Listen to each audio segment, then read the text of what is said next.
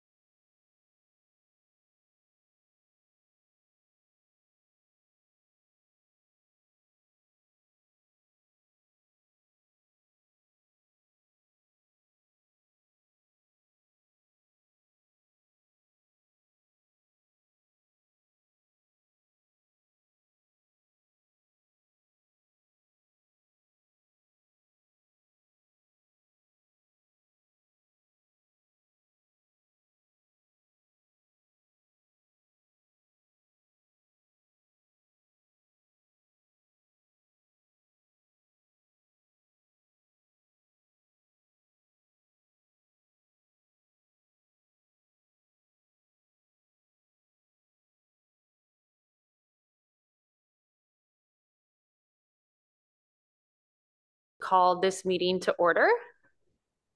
Veronica, can we take attendance? Vice Chair Roman. Present. Board Member Heinrich. Present. Board Member McKinnon.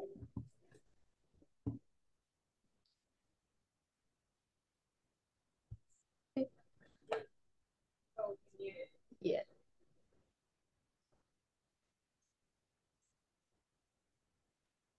Present. Board Member Willis. Present. We have a quorum. Thank you. Before we get started, are there any changes to the agenda? There are no changes. Wonderful. And at this time, I will call for public comment on anything that is not on the agenda, correct? That's correct. Anything not on the agenda that we have comments on? Nothing for oral communication. Great. Okay, I believe the first order is the schedule, which I think we usually move to the end. Is that okay, Amy? Yes. Great. Let's see. Are there any disclosures that board members need to speak to before we get started with the nominations for this week? Nope. Okay. Okay, we can go to the first item on the agenda, Amy. Thank you. One moment.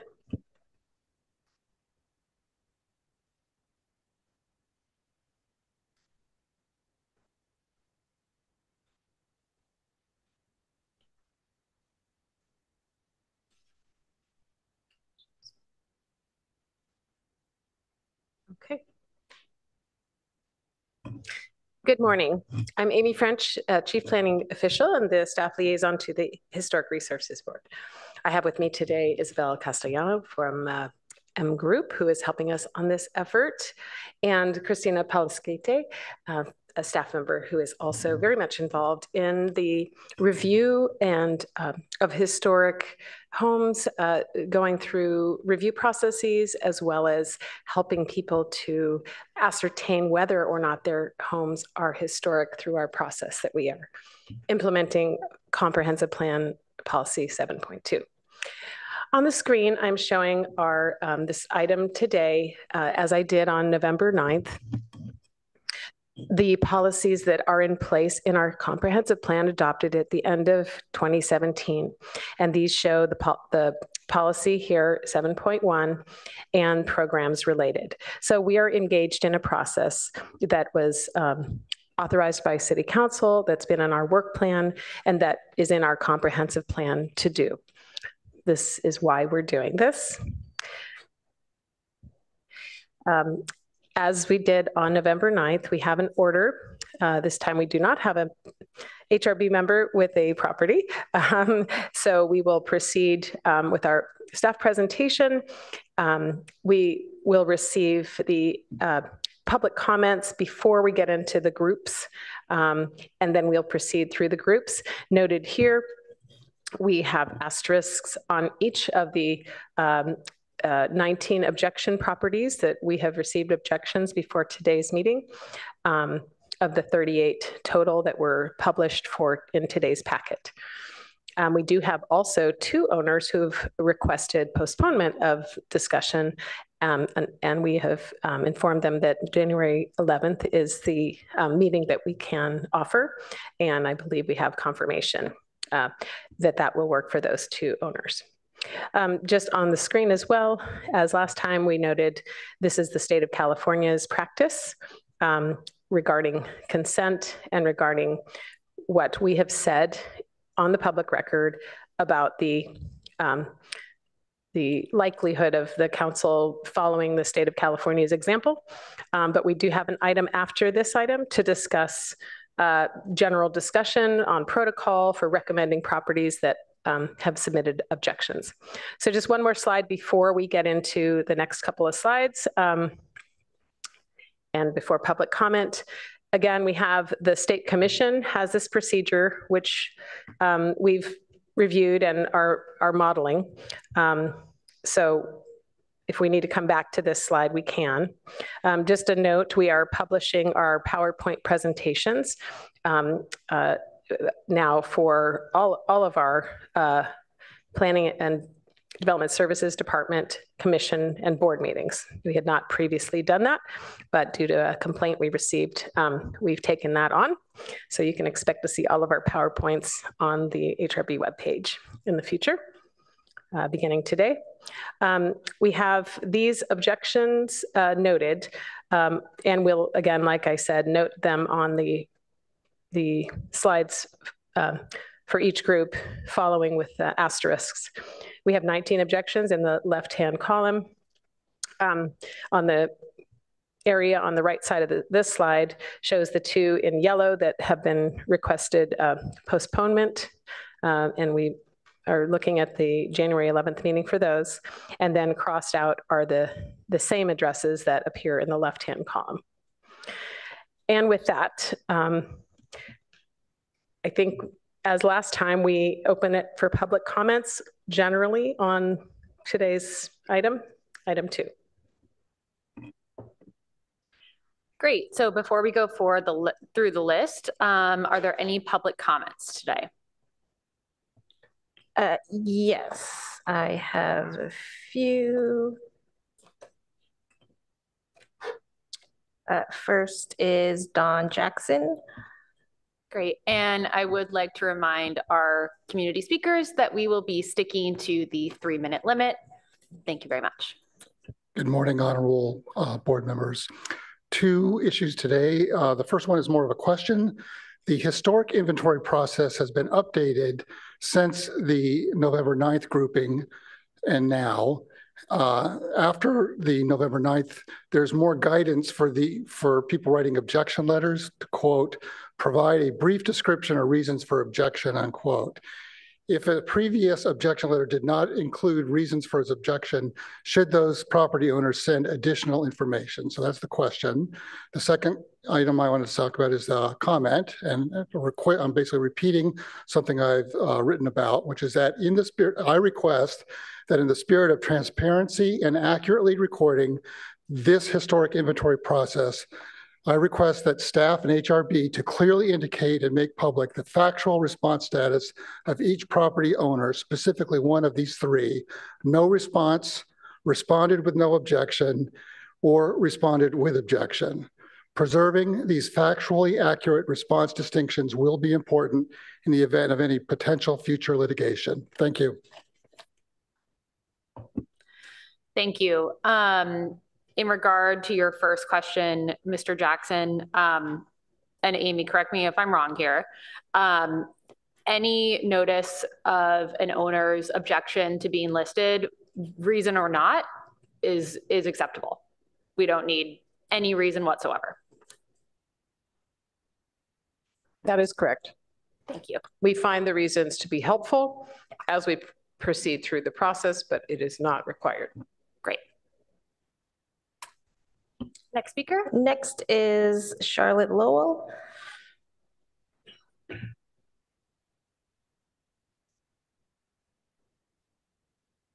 Good morning. I submitted a letter, so I won't try and repeat everything that's there. I just want to make And again, I'm not an expert in historical preservation, but it's confusing.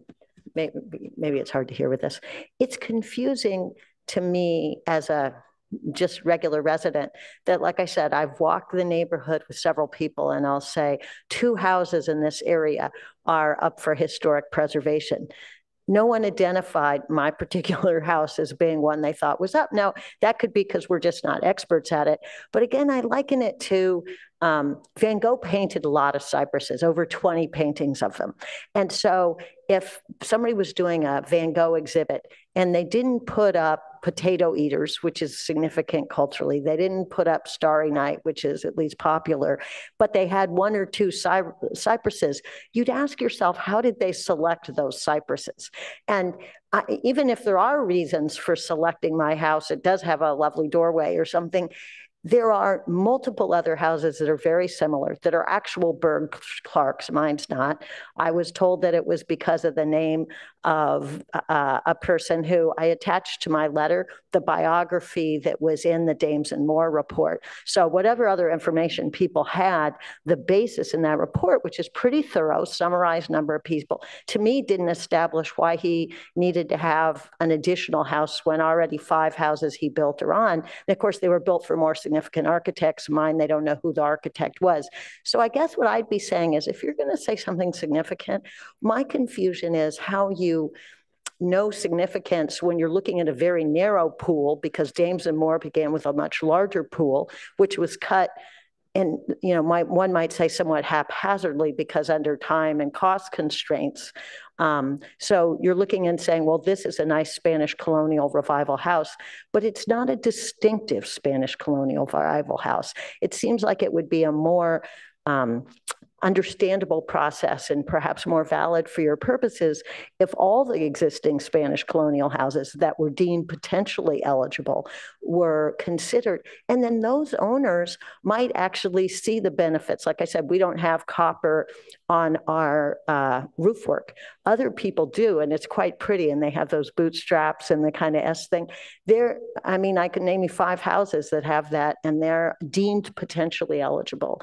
And so I think to nominate my house at this time it almost detracts from what being on a historic inventory is, because people say, why is this on and not that? So that's I hope you'll look at the particular facts, and I'm happy to be educated by someone on why Schmalling, the fact that he was the builder of the house, makes it significant. But again, there are already 5 houses on there, and I don't know how many in the current inventory up are Schmalling houses, but it wasn't his residence. Anyway, I attached his biography, and for me, just looking at the record, there isn't evidence that it's compelling to be on. Thank you very much for your time. Thank you, Ms. Lowell.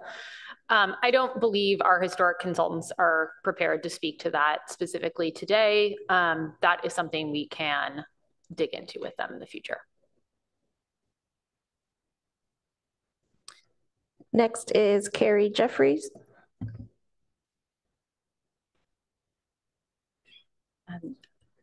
I have a house on the list, and I've submitted my objection to it going onto the register. The question I have is, I know there's been an investment by the city of Palo Alto in identifying the homes for the list.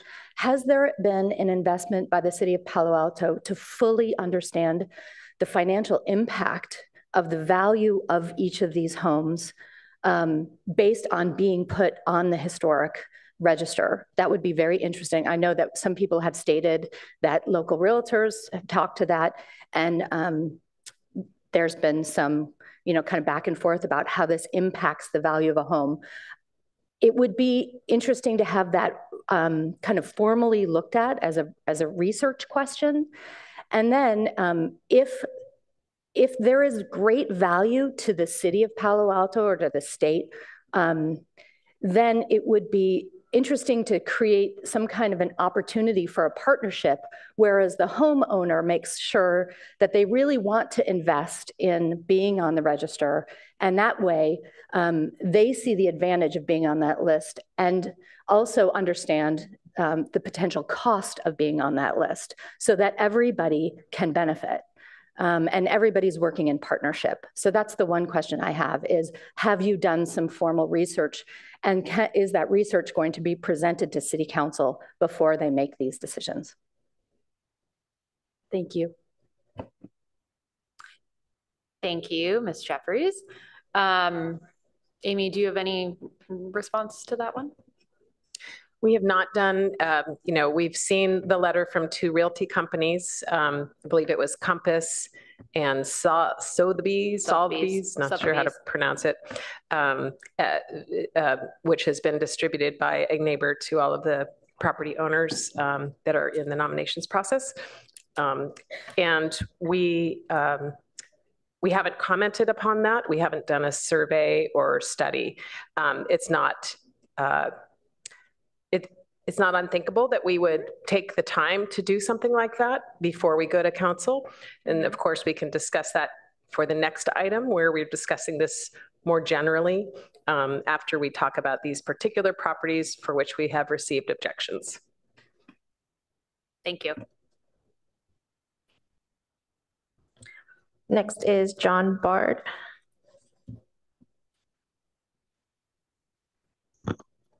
I had actually intended to speak for the second item for today, which is, first of all, I wanted to thank the board and the planning department for allowing public comment on this topic. I think it's very important, especially for the people who are on the list of eligible properties, as well as the ones that are obviously going to be moving to the historical listings. And I appreciate the efforts to make changes to the process to make it more clear to the people who are affected by this process, and to listen to our input and to make the changes to give us more opportunity to participate in the process. I think the important thing is to understand that the goals of the effort, which is to preserve the character of Palo Alto, and I think that goes 2 ways. One is to the character of the neighborhoods themselves, and then one is to the character of the property owners as individuals making an investment and enjoying the value of living in Palo Alto and the character of the neighborhoods. This particular effort seems to be addressing individual properties rather than neighborhoods. So the impact on the individual property owner is critically important. And as the previous speaker mentioned, I think the impact on the home values is important for the individuals as much as the character of the neighborhood that they live in. So we certainly appreciate the historical value of our house and want to continue to preserve that. I don't know that we want to be on a list that removes value from our house in a resale situation. And I also note that there are quite a few discrepancies or inconsistencies in the code for doing development, whether it's for environmental, electrical, all the different code aspects of doing a development. And so this would add yet another wrinkle to the complexity of getting permits done and the cost of doing development. So from our standpoint, we're concerned about those negative disincentives for listing, and we haven't seen the positive incentives to really offset that. And so that's something that I know you've done some work to identify and document, but we'd like to see that move forward further. I think there are some promises to make changes to the code and to consider additional incentive programs like the Mills Act.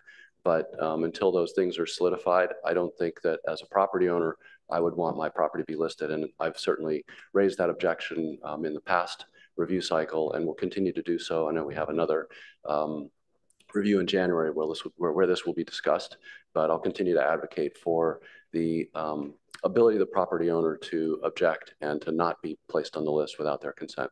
Thank you. Thank you, Mr. Bard. Next is Darlene Yapley.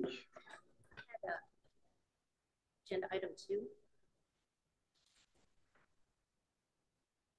Okay, sorry, that's for the next item. And then I have one on Zoom. Leon B, if you can unmute yourself, you have 3 minutes. Can you hear me? Yes. Okay, hi, morning. My name is Lian B, and thanks for the opportunity today. And my first question is, I sent an objection letter on the November 28th, and I didn't see my address on the list. And my address is 380 Coleridge Avenue, Palo Alto. So I don't know why it's not listed. And again, I sent my objection letter on the November 28th, I guess. And I also agree with most of people saying like for the city of Palo Alto, um, uh, before we make decision, uh, we should like investigate and do more research on like the how financially these decisions make impact on all these addresses. Yeah, that's my comments. Thank you so much. And can you check for my address, 380 Coleridge, why it's not listed as objection? Yes, I believe we have the response ready for that. Okay, so it's on it should be on the list, right, for the objection. I'll let Amy speak to that. Okay. We are noting it now. Between myself and Isabel, we will look through all of our emails unless it was sent in some other fashion. But neither of us recognize that address as having received an objection. But thank you, we have received it now. And assuming you are the property owner, that's a valid objection. Thank you. We will put that on today's list. Thank you.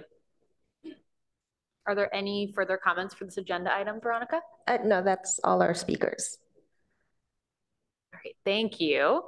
I believe now we can go forward with the 13 groups. I believe there are 13 groups today that we'll be looking at. And is there a presentation by the consultant? Great. Well, I have the slide deck, and we do have our consultant online. So let me load that up. And we have one comment from the HRB before we start. So I just want to say, I know you're all here to object, but I just want to thank you for maintaining these houses and loving them and taking care of them. And even if they never get on our inventory, they are very much a part of our fabric. And I think most of us had choices about where we live, and we chose Palo Alto for a reason. And at least for me, very much the way it looks and feels was why I'm here today, and why I live in Palo Alto. So thank you. We really do appreciate it, even though it might not come across that way. We see the inventory as a positive thing, and we hope to change the public image of that. Thank you. All right, thank you, Board Member Willis. I thought I would start with this screen to help the caller, the owner of 380 Coleridge, to see in red here under, well, now it's 20 objections, real time, and crossed off over here on the right. So we'll proceed, and I'll go ahead and put this on slideshow. Okay.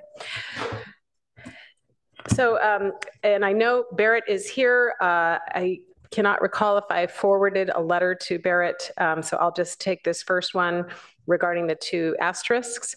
The city did investigate ownership of these underpasses or bridges, however you call them, and they are not owned by the city, though those are city roadways.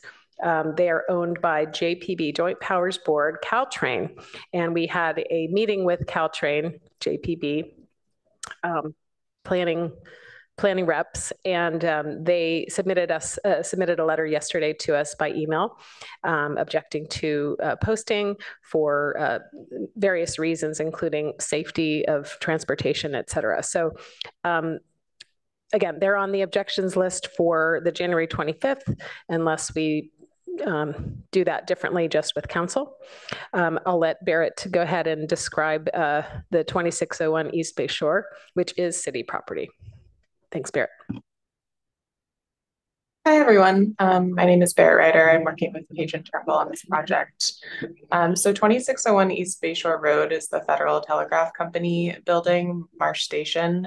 There is an extant building there, and then there used to be I think it was, I don't remember the height, but there was a very large array for radio and telegraph infrastructure that was on the site and then was removed. The buildings are still there, and it's sort of surrounded by this marshy public property.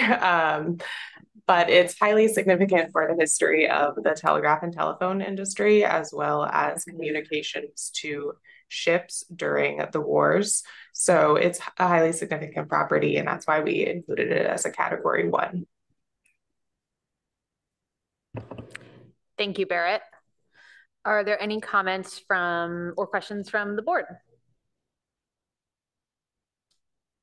I'm just curious what the current state is. Is it used at this point? No, it's boarded up. I believe the building has been mothballed and it's fenced off.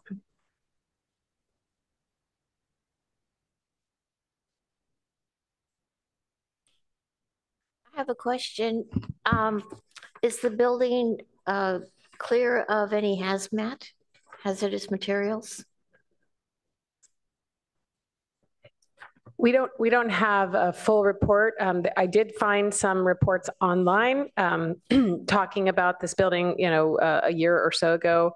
The contact I had in the Parks and Recreation is Community Services regarding this property just recently retired, and I had not had the chance to speak with him directly, although I had spoken with the Director of Community Services several weeks ago regarding this process. But certainly we can find out more. If you would like to postpone discussion or voting on this property until January 11th, I'm supportive of that, and have a representative from Community Services attend, if that's your preference. Yeah, I would like to postpone because I'd like to see what the study of this building is, what its future use is going to be, and what it would take for demolition of it if it does contain hazardous materials. Okay, so if you want to vote on postponement.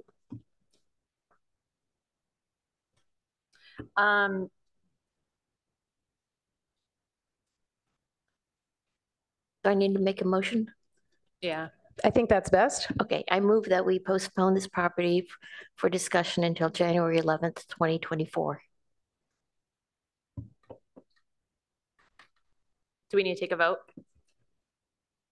I don't think it's required, but it's helpful if there is, I think we can postpone it. Normally we postpone things because we had a request from the owner. Right. In this case, it's an HRB member, so I would suggest a voice vote at least. I second the motion to postpone. Well, I would just suggest to Gogo that she define maybe in a letter or a memo what you're really looking for so that somebody can give you explicit answers. I don't think we're going to get one on use. January 14th with the holiday in between sounds ambitious for getting a thing on hazardous material. Again, I don't need to remind you that being on the inventory doesn't prevent demolition. So I'm not really sure what the negative is, but I've been floating around here not wondering what the negative is about being on the inventory. So I don't support postponing. I think we as a city should stand up and say this is our belief. And I know this is an unusual building since it's basically abandoned. But I think the message here, if we put it on our inventory, is that when this property does get developed, that we would like to see this property maintained if at all possible. And if it's not possible, we know it won't happen. But to me, it's just a message, that we care about this building. We would like to see it revitalized. It sounds a lot like the history building in the medical foundation where it sat for decades, but good outcome. So that would be good, but that's where I stand. I might interject. Yeah, it would be helpful, Gogo, to understand the range of issues or concerns. The property around the building, I don't believe is a hazardous site. I think we would have known that inside the building.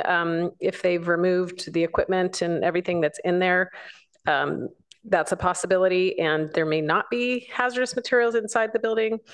But yeah, I mean, it's something definitely for the council. The council is obviously the representative of the owner, the ultimate representative, and we will certainly have a lot of information on any city site before we go to city council. I'm sure there will be questions about city properties from council and others maybe.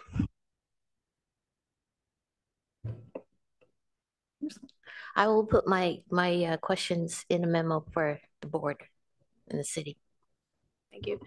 So we have two that affirm the motion and one that dissents. Do we need board member Mackinnon?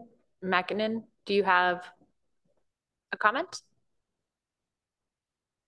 And you are on mute.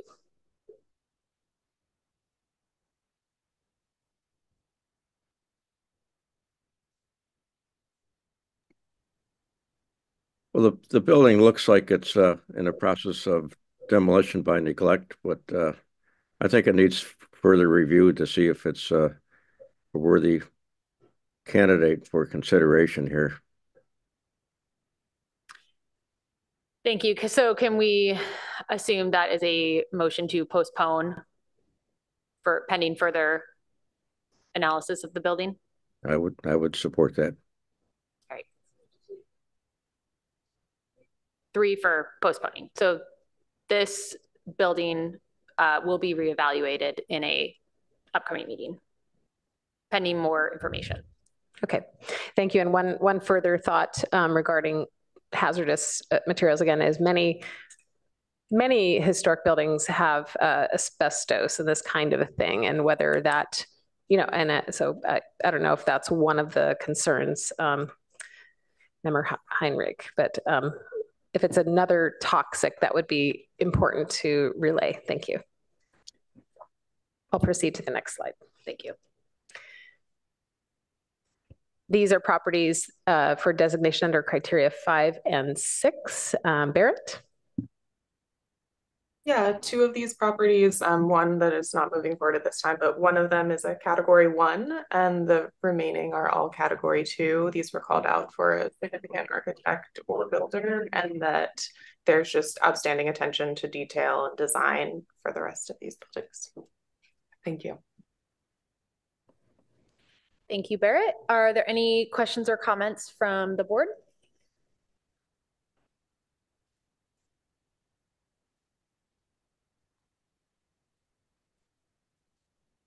Okay, I will make a motion to forward this group of properties to council for addition to the local register, lest the properties at 555 Center, 2160 Bryant, 380 Coleridge, 1726 Fulton, and 1423 Hamilton. Actually, excuse me, I do have a comment. I would like to see us do that financial study that the homeowners that have objected request. I think that we may be premature in listing these properties in general. I would like to see the opportunity for owners to opt in rather than opt out of this list. I think the list should be available for everyone. And if they want to opt in, make it very simple for them. But if you don't know that your property's, on the list and you don't opt out in time, the consequences are unknown at this point. And I think we should, collaborate with the neighbors and the owners and figure out what the actual financial obligations will be for being on the list. I'm getting the evil So eye. do you, you do not support the motion? I do not. All right. I think we will take it to a vote. Well, let me just ask Gogo. So do you feel this way, like generally about the whole process today? I think that the process to get the properties listed was really good. I think, though, that trying to force the owners onto the list and just have them object to the list is, I personally would not like that. To be told that your property's on the list and you had no idea why or what the financial consequences will be.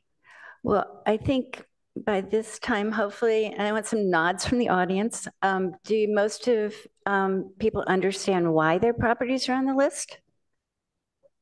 No. Okay. No. Yes. Yes.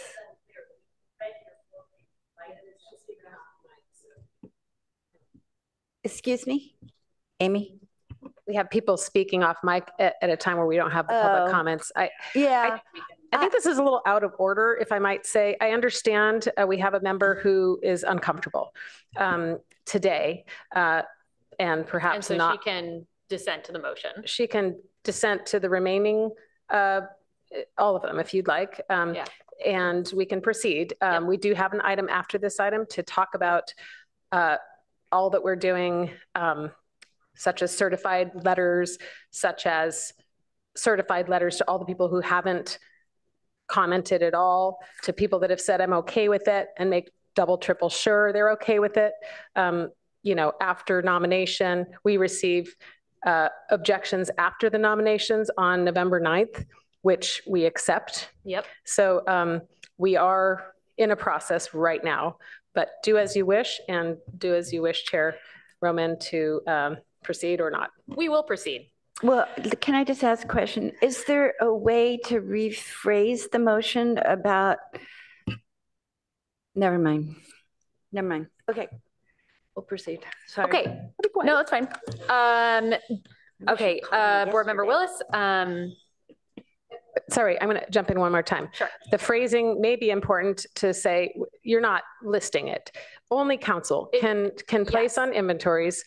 The HRB's function is to take a look at the criteria under which the recommendation for eligibility to the local inventory and weigh in on the criteria. That could be a move that you do, that all of you can do as far as looking at the criteria. And then when it comes to recommending council nominate, you can maybe take a separate vote if that's how you prefer. But I think it would be nice to have a look at the criterion, at least while we have our consultant that we're paying to help us out. I agree. So based on the criteria and your feelings about the process, HRB members, I will again state, I'm making a motion that we will vote upon that I recommend we forward these properties to the council for addition to the local register. They will vote on it. It is not our decision. They vote on it. Less 555 Center, 2160 Bryant, 380 Coleridge, 1726 Fulton, and 1423 Hamilton. Do I have a second? Can I ask you to rephrase the motion? Sure. And do the ones we are putting on the inventory rather than the exceptions? Is that possible? Sure. Okay. I recommend that we forward 1275 Dana, 2171 El Camino Real, 1452 Hamilton, and 419 Maple to Palo Alto City Council to vote on for designation on the Palo Alto Register. And I would gladly second that. Thank you.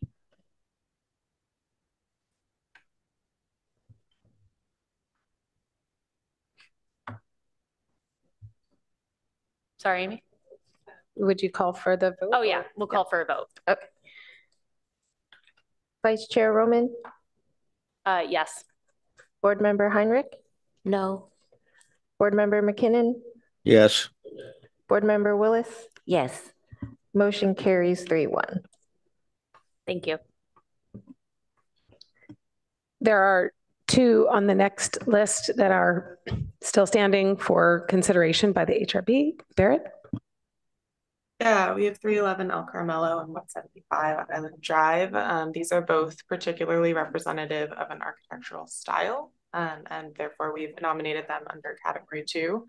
And I think probably just a general comment that might be helpful to make is that these properties have already been found eligible for the National Register under criteria that we have then kind of extrapolated from that original criteria to the Palo Alto inventory. So there is a correlation between the fact that they've already been found significant, and this is kind of just listing them on the local inventory as a next step that might provide some benefits to the property owners. So I just kind of wanted to add that based on the previous discussion on the previous item. And Barrett, just so we're very, very, very clear, when you say these properties, do you mean all 5 or do you mean the 2 that do not have objections? I mean all properties that we are reviewing as part of this process. Every property through the Dames and Moore survey was found eligible for the National Register, so we already know that they are historic resources for that purpose. This is just adding them to your local inventory officially. Thank you for that clarification. All right, I make a motion to forward 311 El Carmelo Avenue and 175 Island Drive to City Council for consideration for addition to the Palo Alto Local Register. I'll second that. And let's vote. Thanks, Veronica. Board Member Willis? Yes. Board Member McKinnon? Yes. Board Member Heinrich? Vice Chair Roman? Yes.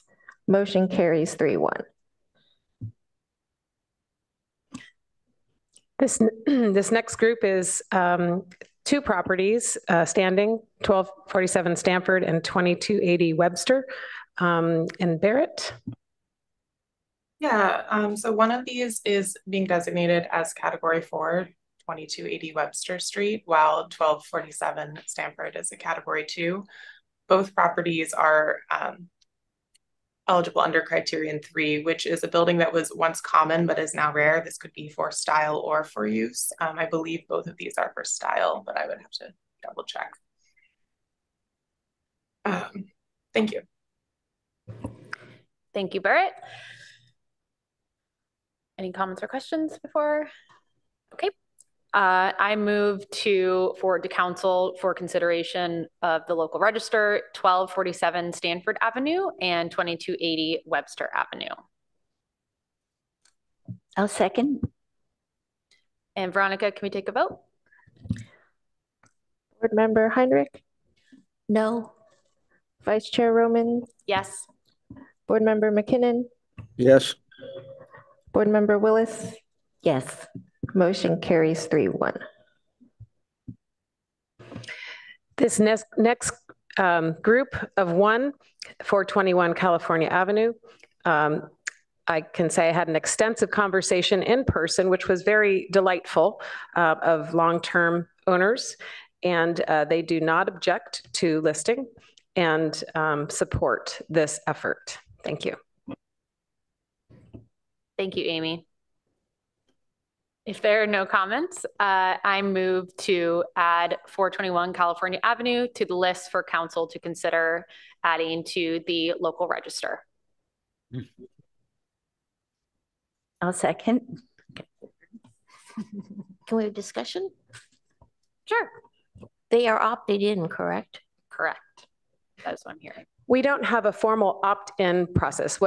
What our process is to, if they object to placement on the inventory, we don't have an opt-out of consideration by the HRB, just to be clear, because we have some people, when the words opt-out are stated, they think that, you know, they're asking us not to even talk about their property. So I just want to be very clear. We have an objections process and protocol at the moment. I had an in-person conversation. They are supportive of listing on the local inventory. Thank you, Amy. I didn't mean to put words in your mouth, but it sounds like they are supportive of the process and delighted to be on the list. Okay. Great. So again, 421 California to be forwarded to City Council for a vote for addition. Can we take a vote, Veronica? Board Member Willis, Yes. Board Member McKinnon, Yes. Board Member Heinrich, Yes. Vice Chair Roman. Yes. Motion carries 4-0. This next group of two is for criterion 2 and 6, and Barrett.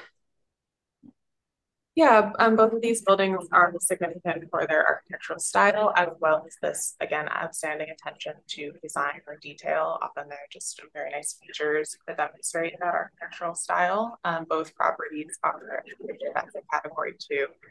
I apologize if there's any sound coming through in the background on my end. I'm in a loud space. No problem. Are there any comments or questions from the board?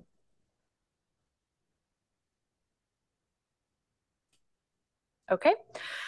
I make a motion to forward 925 Hamilton Avenue and 972 Hamilton Avenue to City Council for a vote on adding them to the local register. Did we not have an objection on 925? Did somebody stand up today and cite that address in this hearing? I don't recall. Okay, sorry. No. 970.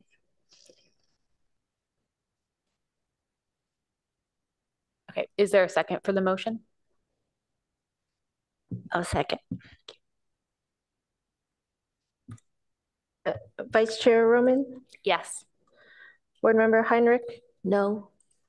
Board Member McKinnon, Yes. Board Member Willis. Yes. Motion carries 3-1.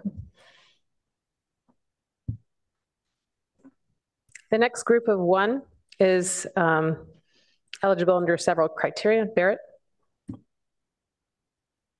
Yes, this building is eligible under criteria 2 for its style, criteria 5 because the architect or builder was significant, and then under criteria 6 for, again, that outstanding attention to design or detail. This is nominated as a category 2. Thank you, Barrett. Are there any questions or comments from the board? Great. If there are no questions or comments, I move to nominate 541 East Crescent Avenue to the City Council for a vote to add to the Palo Alto local register. A second. Board Member Heinrich, No. Board Member McKinnon, Yes. Board Member Willis, Yes. Vice Chair Roman. Yes. Motion carries 3-1. This next group of two properties, one of which has requested postponement to January 11th, and which we have said is fine and suggested that date. And the other is, I guess, four address numbers on Cowper. Barrett? Yes, these are 2 apartment buildings that were designed and completed together. They're twin buildings, and we have nominated them under criteria 1, which is significant with important events. These really demonstrate kind of the densification of Palo Alto at a time when it was becoming very desirable to live in this area, and they needed to provide additional density for residents in this particular section near the downtown. This is under category 3. Thank you, Barrett. Are there any questions or comments from the board?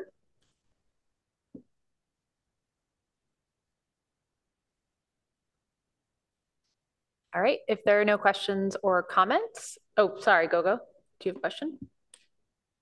The postponement to January 11th, do we need to take a separate motion on that? No. No, I'm hearing that we don't. That's at the owner request, so we will gladly postpone.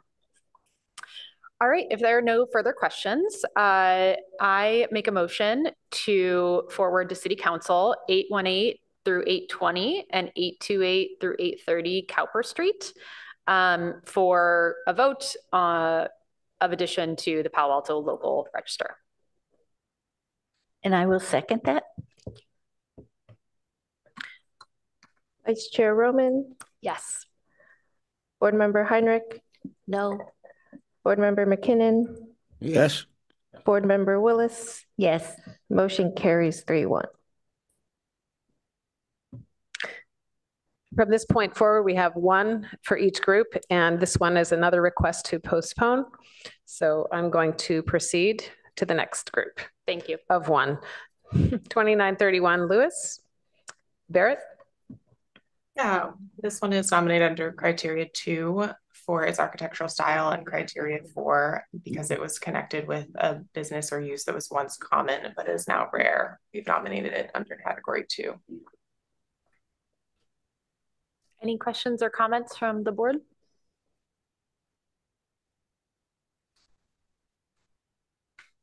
All right. I make a motion to forward to City Council 2931 Lewis Road for a vote to be considered to as an addition to the Palo Alto local register. I'll second. Board Member Willis, Yes. Board Member McKinnon, Yes. Board Member Heinrich, No. Vice Chair Roman. Yes. Motion carries 3-1. Again, moving on past this, which we've, this address, which we've received an objection for. Same thing for this address. And 619 Webster is standing here. And Barrett? Yeah, we've nominated this under criteria 1 and 2, identified with lives of historic people or important events, as well as representative of an architectural style. And it's a category 3. Thank you, Barrett. Are there any questions or comments from the board?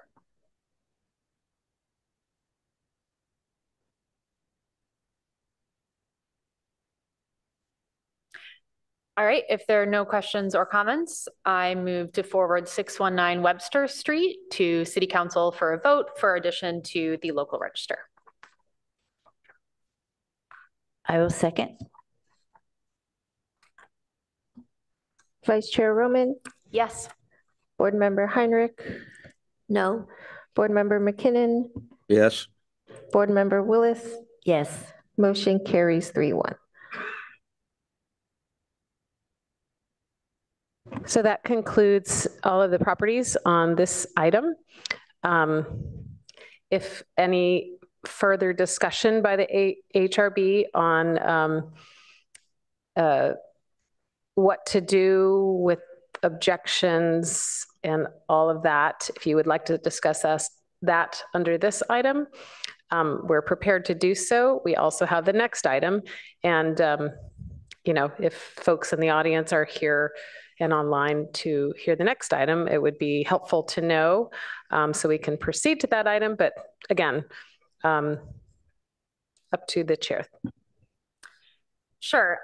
Any thoughts before we move on from board members or comments, questions they would like to raise at this time?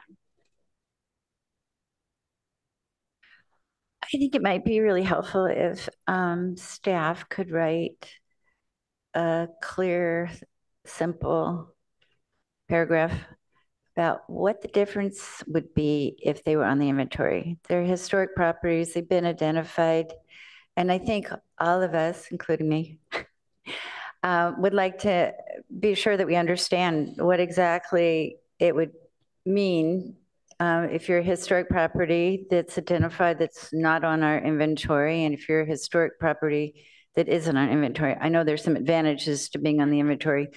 I would like to understand, aside from SB 9, what the difference would be in the disadvantages. Did you say aside from SB 9? Yeah. Okay. Because just let's call that out since yeah, it's been talked about. I understand that. And I think properties on this effort that if they're not on the inventory, they can tear down their home and put, without a discretionary process, without CEQA, without neighbor participation, or even neighbor notice, they can tear down those homes and put up what, properties, 4 homes. My sense is that most of our objections, and I know there are a few that think there's some potential for SB 9 in their future, but I think that's the exception. And I think for the most part, what we're seeing are people who value their historic properties and don't see SB 9 as something they would do. Maybe it's something that would be economically advantageous in the future, but I sort of doubt it in Palo Alto. But, you know, everybody's going to have to, you know, it's predicting the future and who knows. So my feeling is that SB 9 has relatively little impact on the objections. And I'm not saying we can address that, but I think that aside from that, that's what I'm really interested in, because I think that's what I'm hearing. Like, you know, I'm not going to, you know, SB 9 is probably not going to be a factor for my property, but, you know, what is it? It's going to cost me money. Is the city going to charge me more? You know. So at the risk of missing something as I talk into the air, the disadvantages of being on the inventory is that if it's a disadvantage, it's up to the property owner, would be a category 1 or 2 that proposes demolition, is subject to demolition delay, is subject to a conversation and a process that you know, is beyond just a ministerial building permit. Category 1 or 2, if there is significant alterations that modify the character defining features such that they are no longer eligible for the inventory or on the inventory, that they would need to be removed from the local register if they've been put on. Those would come through a process with the HRB for the HRB to offer advice on how better to meet the Secretary of Interior standards. After receiving that advice, owners can proceed to a building permit and not heed any of that advice and proceed with the project. For categories 3 and 4, we aren't required by the code to bring those to the Historic Resources Board, unless, of course, they're in Professorville, which is a historic district, or, well, that's it. So they would be, they would receive free advice from the city's staff and consultants regarding best practices for modifying the properties to the Secretary of Interior standards. Again, all of which could be disregarded in the actual building permit. And then, you know, we don't have a procedure to systematically remove properties from our existing inventory because they've been altered significantly. That's maybe something we should talk about at some point because yeah, that's the eventuality for properties that do that, I guess. It just, what's the timeline on that is a question. I know I've just started and there are many more. We would be happy to provide a table. I was listening into the Mountain View hearing last night at council, and I did look at their report. I think it would be helpful to have a table that shows when you are eligible and a CEQA resource and you go through a discretionary review. How is that different than if you are listed on our inventory and go through a discretionary review? That's what I'm looking for. I can say right now, case law is such that if you're eligible resource for the National and California Register and you go through discretionary review, not SB 9, which is ministerial, discretionary review, there is a consideration under CEQA for those projects if you're not listed on the inventory. Especially for commercial properties, there's not much difference to being eligible versus being on the inventory, except that then if you're on the inventory, there are benefits and incentives. I'll stop there because, yeah. It's nuanced. Yeah, because of the local register, national register, and California register, there are different requirements if changes are proposed to the House. Right, and just to be clear, again, all of these properties found eligible in the year 2000 and sent to the state in the year 2000 and is on the CRIS list, they call it, as historic resources. And then some later that we're going to talk about on January 11th that were found more recently, based on owner participation to find out if they're eligible. All of those properties that were determined eligible and still eligible by this process by looking at the integrity. Those property, if there's objection to listing on the local register, they've still been found eligible for the local register through this process, and their eligibility for state and national will not change. Mm-hmm. That is not impacted by this process.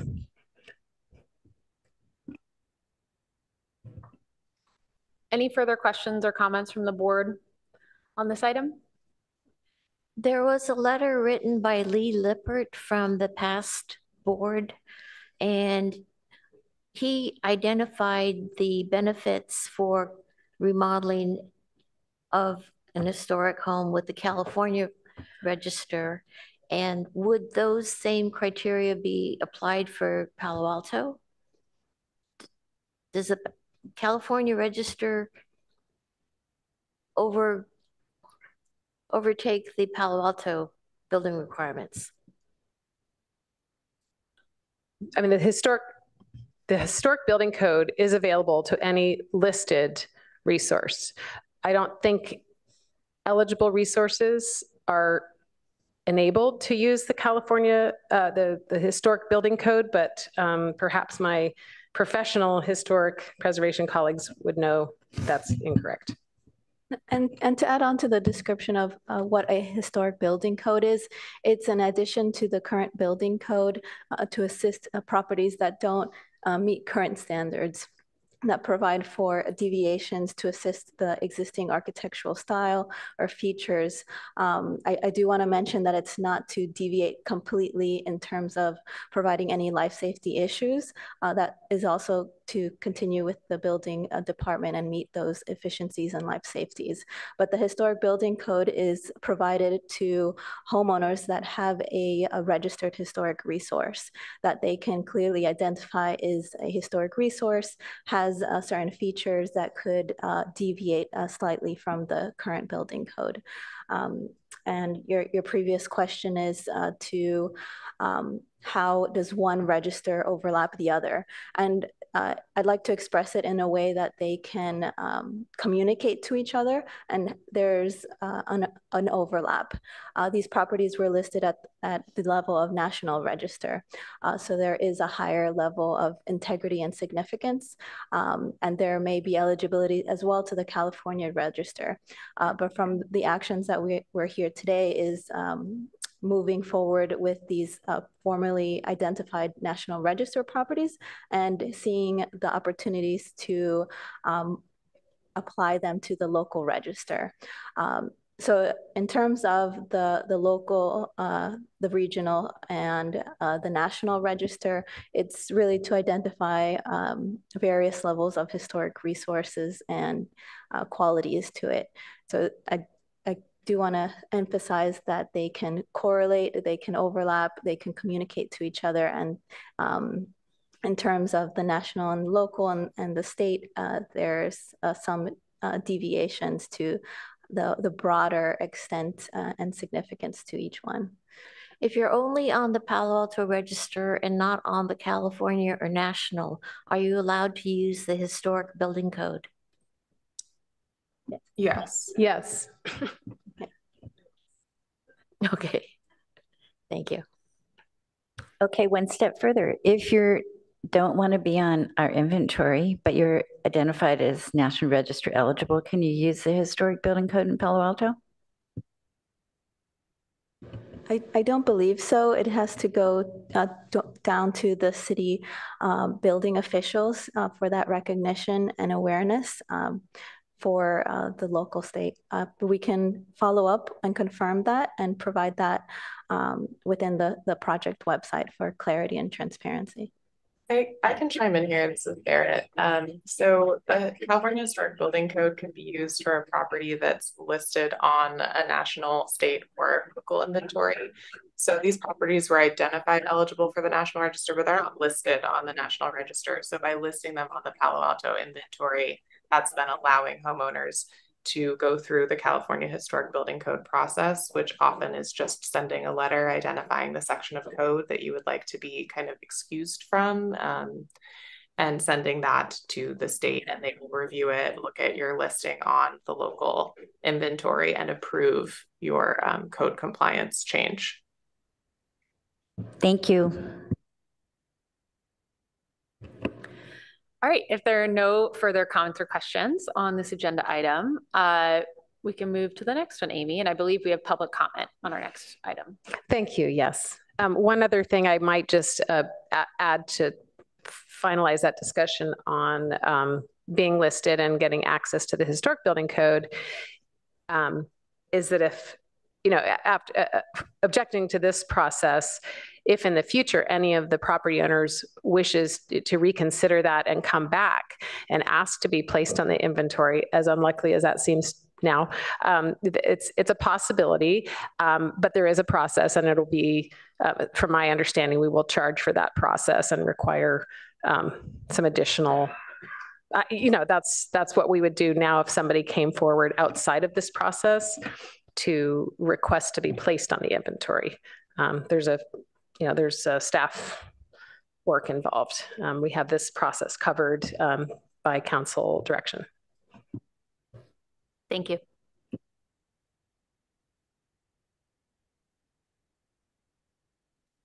We ready for item 3? Yes. Okay, thank you.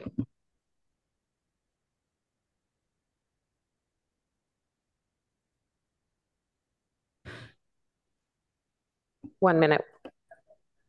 No problem. And do I need to call for public comment before we start this one, or do you kick it off and then we'll? It's up to you. I would like to show the first slide, okay. Although perhaps I'm calling it wrong. I understand it's item 3 from my understanding of our agenda. It's item 3 in our staff report book. Okay, thank you. I will show the slide that I have ready for item 3.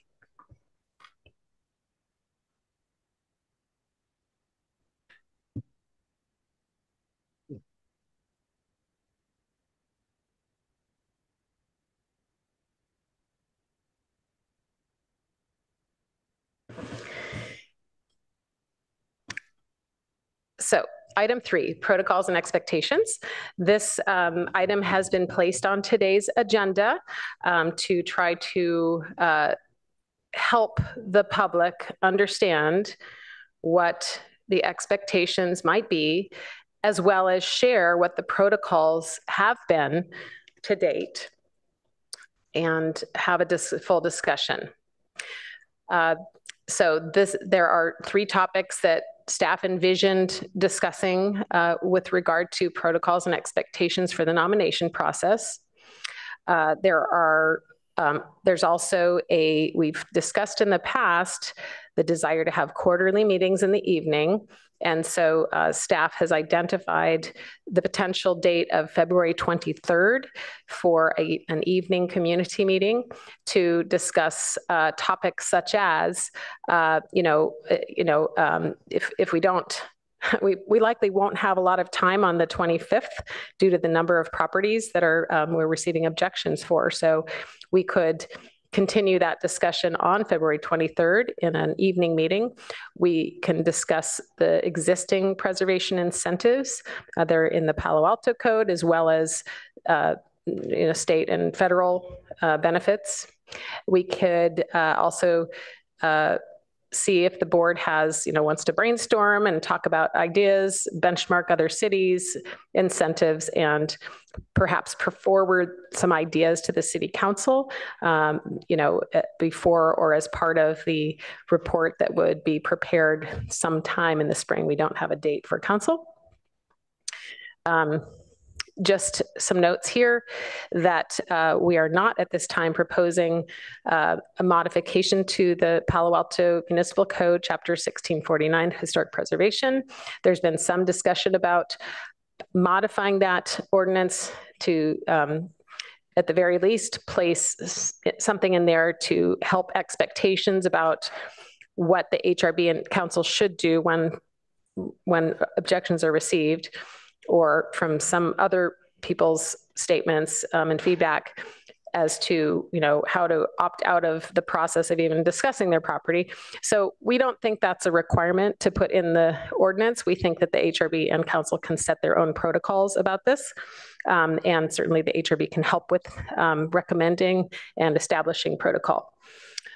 We, of course, staff has been referring to the state's protocol as a model for the city council to follow. And of course, the HRB can also consider that.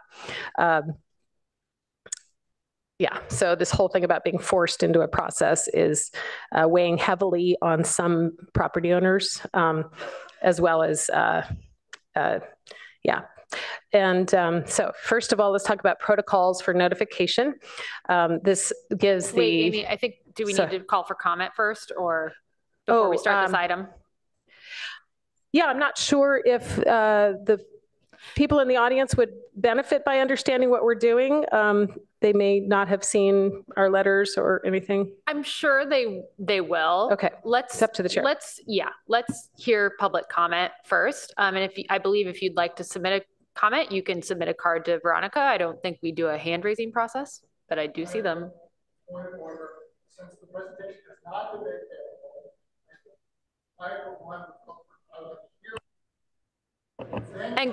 and I'm sorry, can you submit a comment card? I've done that.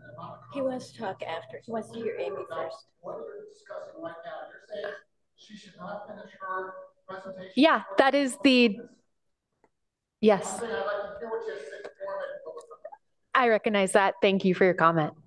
We will proceed with public comment at this time, and then Amy will proceed. I might add that there is an opportunity for the chair, as always, to reopen public comments later during the item. So if that is a desire, that is something that could happen as well, even if you take the initial set of public comments at this time. I will take public comments at this time. Okay. Then first is Don Jackson.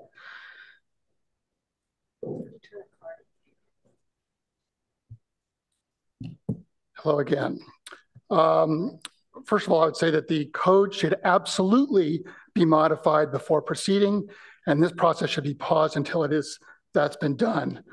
In the interest of time, I'm going to simplify this a little bit to say that I agree with Darlene Yapley's upcoming comments to please recommend to council to not place properties on the inventory over the objections of the property owner. A better move by the HRB is for the HRB to not recommend properties to the inventory over the objection of the owner, or ideally to require the consent of the owner. I commend board member Heinrich for her realization that the current process is not fair to property owners and her principled objections today.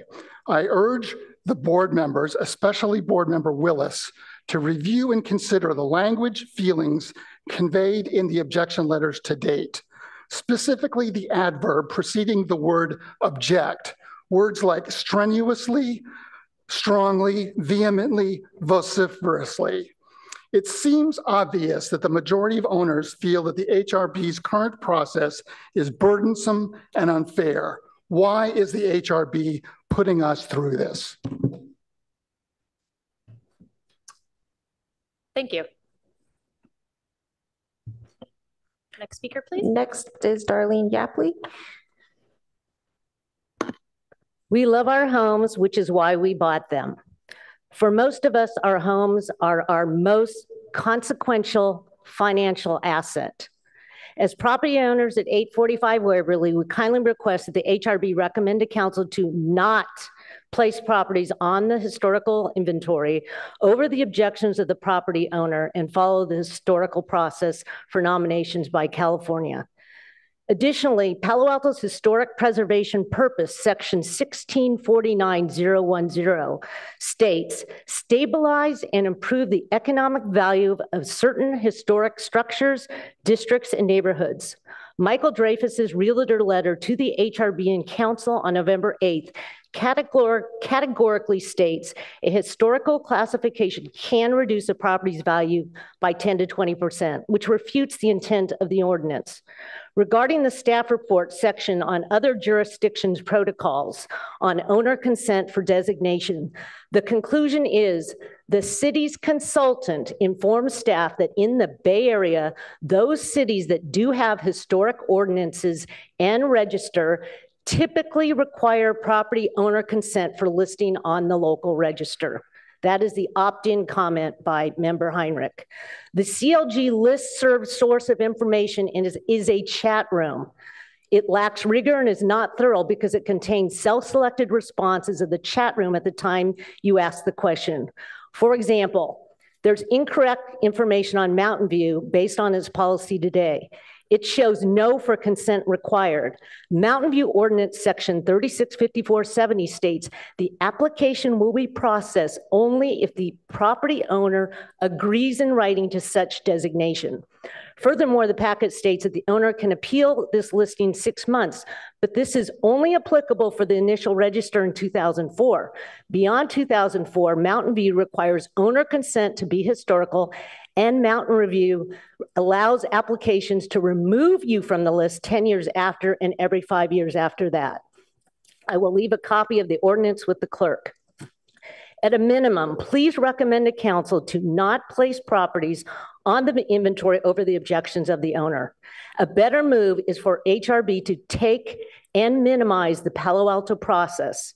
The HRB to not recommend or forward properties to the inventory over the objection of the property owner. Thank you. Thank you.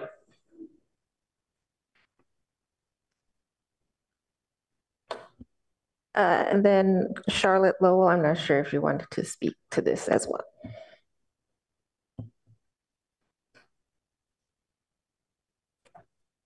Yes, and again, thank you, all of you volunteers and people who are staff here for listening and addressing these issues. I just want to say, I do think that however it's done through protocol or statute, there certainly should be owner consent. And then if you want to make an exception to that, you want to say it's an exceptional building, unusually valuable, reason or whatever, I think that should be the exception rather than the rule. And I just want to say, if we're concerned about preserving the fabric of Palo Alto, I think the Historic Resources Board and the Architectural Board, maybe they are in communication, but I know people who've put time and energy into preserving their house and money, and they don't want to see it torn down when it's immediately sold. There are other people who feel differently. They feel like their property's sold and that's it. So one people are making kind of a gift to the community and others aren't. But then if historic preservation is so important, then maybe some of the conversation should be going on with the Architectural Review Board. And I just want to say, I was really shocked to hear that the city could forward information to the state parks. I mean, they're required to do it if you're deemed eligible. But I want to go back that there were so many properties that were deemed potentially eligible and they weren't followed up upon, I think, because after the referendum where people didn't want 500 or 700 properties listed, they were culled down. And that culling process means that there are properties out there that might be more significant and they're not being addressed. And a way to do that to me would be tell all these people who are potentially have homes that are potentially eligible that Dames and Moore did look at and did evaluate, met criteria, and ask them, sort of like you get more with honey than vinegar, ask them if they'd like to be part of this process. And that way, the pool of fabric that is embedded in Palo Alto is enlarged, but not with perhaps taking, like I said, some houses that wouldn't be as significant as others, but just because of the way things fell out, there was a tree in front of their house and you didn't see their beautiful balcony. that house is currently, doesn't have the benefits that staff member French has outlined of getting a consultant that would help them with their renovation. And so I just, again, want to make a plea for more, I don't know, I care if you call it opt-in, but having these people whose houses have already been deemed that way, considered part of the process, and not just saying, well, the ones that are on our list now, we're going to mandate them. And it might be that 5 years later, we find many more in which this one would not have been significant. So I just think it's better for the whole fabric if you go for educating people the benefits, and then you'll see, like I say, the ones that meet the exceptions to take advantage of what the city offers as an advantage. Thank you. Thank you.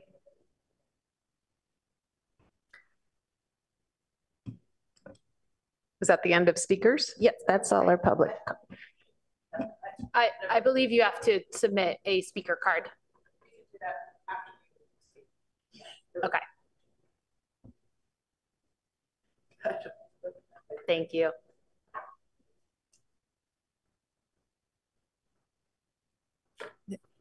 Yeah, I just want to second the previous speaker's comments, and you know, and I've been one of the people. I'm sorry, can you identify yourself? Yeah, I am on the list. I'm on, you passed my house. And your name, just so we know who you, so we can identify for the record. I'm sorry, I can't. Your name? Phyllis Sherlock. Thank you. At 1275 Jane.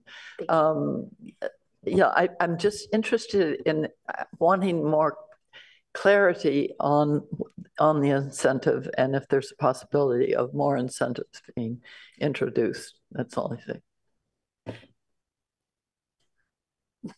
Thank you. So before we proceed to the presentation, if there's questions from the I'd like to make one clarification and something I heard, just to be clear, the potentially eligible, that the word potentially is very critical to understand what's meant by that. Those are properties that were driven by in 1997 that did not make the cut to the next part of the process where we got to 165 actually eligible, deemed eligible for the National Register. So because of our policy and our comprehensive plan, L7.2, we have systematically, by owner request only, been reviewing, using a qualified consultant to prepare evaluations to find out if those drive-by properties are eligible for the National or California Register in particular. A very, very small percentage of those potentially eligible properties have been found eligible actually. I'm thinking as far as residential properties, maybe 5 or 6 out of hundreds that have been coming forward since the year 2017. I can give better data at a future meeting. So there's that. Another comment that was made about the chat room. Mountain View was not in the chat room discussion. I'll just, because of the time-consuming nature of doing research of other cities, I have only been able to recently take a look at Mountain View and the prior listserv serving the certified local governments, which Palo Alto is one, was several years back, and it was expedient for me to gather the research and spend the time I needed to put a table together. It's not an exhaustive study, clearly. I also would mention that Page and Turnbull, who are our consultants for this effort, are consulting Mountain View, and they can, answer questions. I don't think Christina is here today, but she's the primary consultant for Mountain View. And so if the HRB has questions that our consultant can help answer, I'm happy to forward those. Thank you, Amy. Are there any comments from the HRB or questions? I'm just thinking at our next public meeting that it might be nice to have handouts that are, on one topic, because everybody's not interested in everything, but that we could specifically address things that people are interested in. So, I hear what you're saying, and you know, I know a lot of us, you know, get home and we want to hear it again, you know. So I think it's good to reiterate a lot of these things or have, you know, paper that lays everything out really clearly, because I think that might clear up a lot of things. I know I'm a little blasé for everybody, but I like my historic properties. Great. All right, Amy, are we ready to proceed with the rest of your presentation? Yes, if the board would like. Yes, please. Thank you.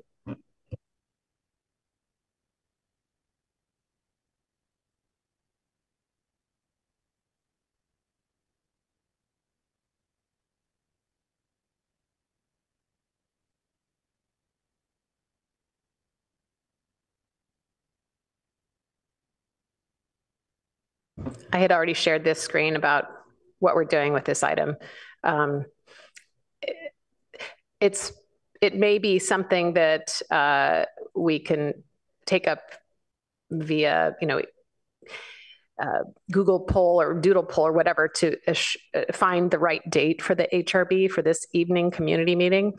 But if the folks that are in attendance today from the HRB are so willing or interested to weigh in on this date of February 23rd, where we might have opportunities to have broad discussion about incentives and potential ordinance changes that could be prepared in a, you know, white paper of some sort to present to council at some point. Do let us know if that date is, it's a Friday night. It's not for everybody, but it is for some people easier than coming on a weekday or weeknight. So before I go on to the other slides, if the HRB would like to discuss that so that the community is aware that there's a plan. So the evening meeting is a Friday night? That was the idea. Okay. That's what's being proposed, yeah. The community meeting that, like we did in thanks for the heads October. And why are we not having a February 8th meeting? We are having a meeting on January 11th and January 25th. So that would be, there's a lot going on, and it may be that we need just a moment to breathe and do our other some other business and prepare for that meeting that's a community meeting. Are you thinking you would like to have the community meeting on the heels of the January 25th meeting or 20?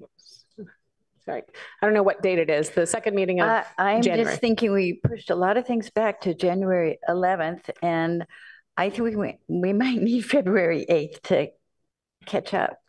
I propose we talk about this. We look at the calendar as a whole at the end of the meeting. Oh, good idea. Than, okay. Yeah. Let's Sorry, I forgot that was the Thank you. direction earlier. We pushed that to the end. Ahead. So let's, Okay.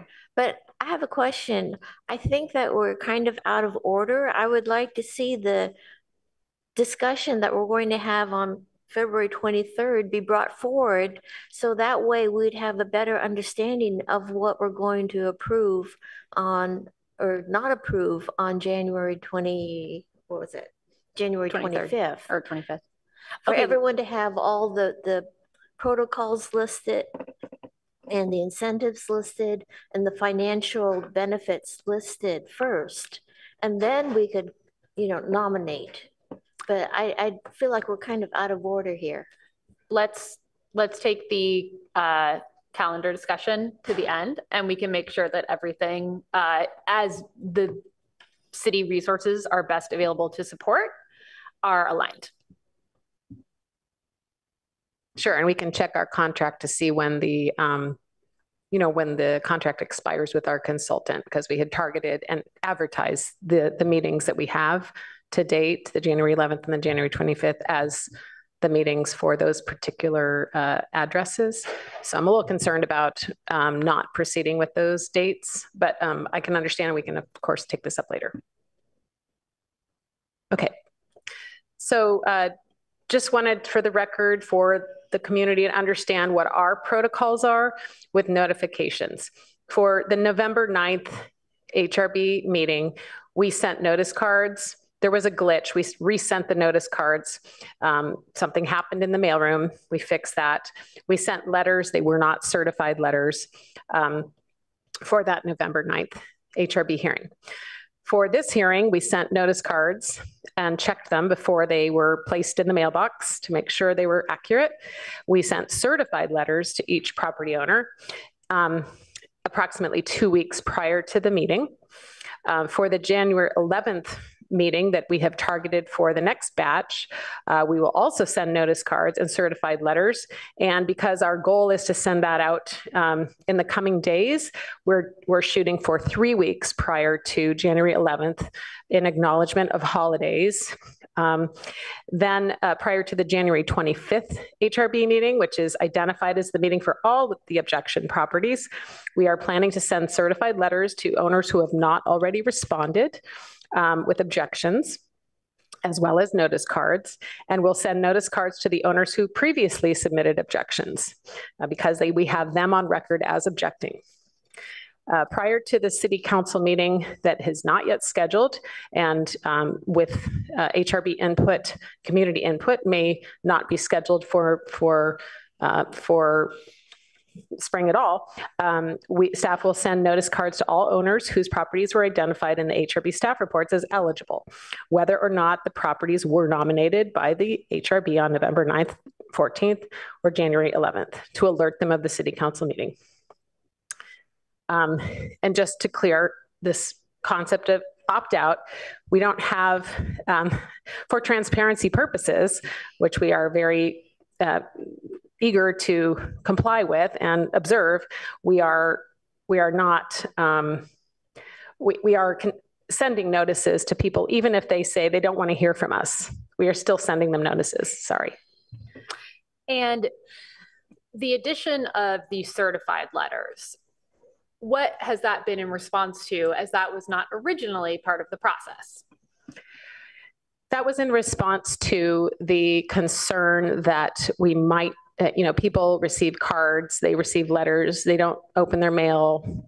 And a certified letter, from my understanding, is a more formal process where somebody signs for the letter. If they go to the post office to receive the letter, there's more rigor in trying to actually make sure the owner receives that letter, from my understanding. If anyone knows differently, please let us know, but that's been our approach. Excellent. And so I believe that is a direct result of the community sentiment that maybe people don't check their mail or don't live at that address. Correct. Wonderful. Is there any question about notification protocols? If not, I will move on to the next set of protocols. Okay, owner participation protocols. As noted, the city welcomes suggestions for helpful incentives for historic preservation. If anybody wants to include that in their objection letters or in any kind of letter or email, we welcome that feedback.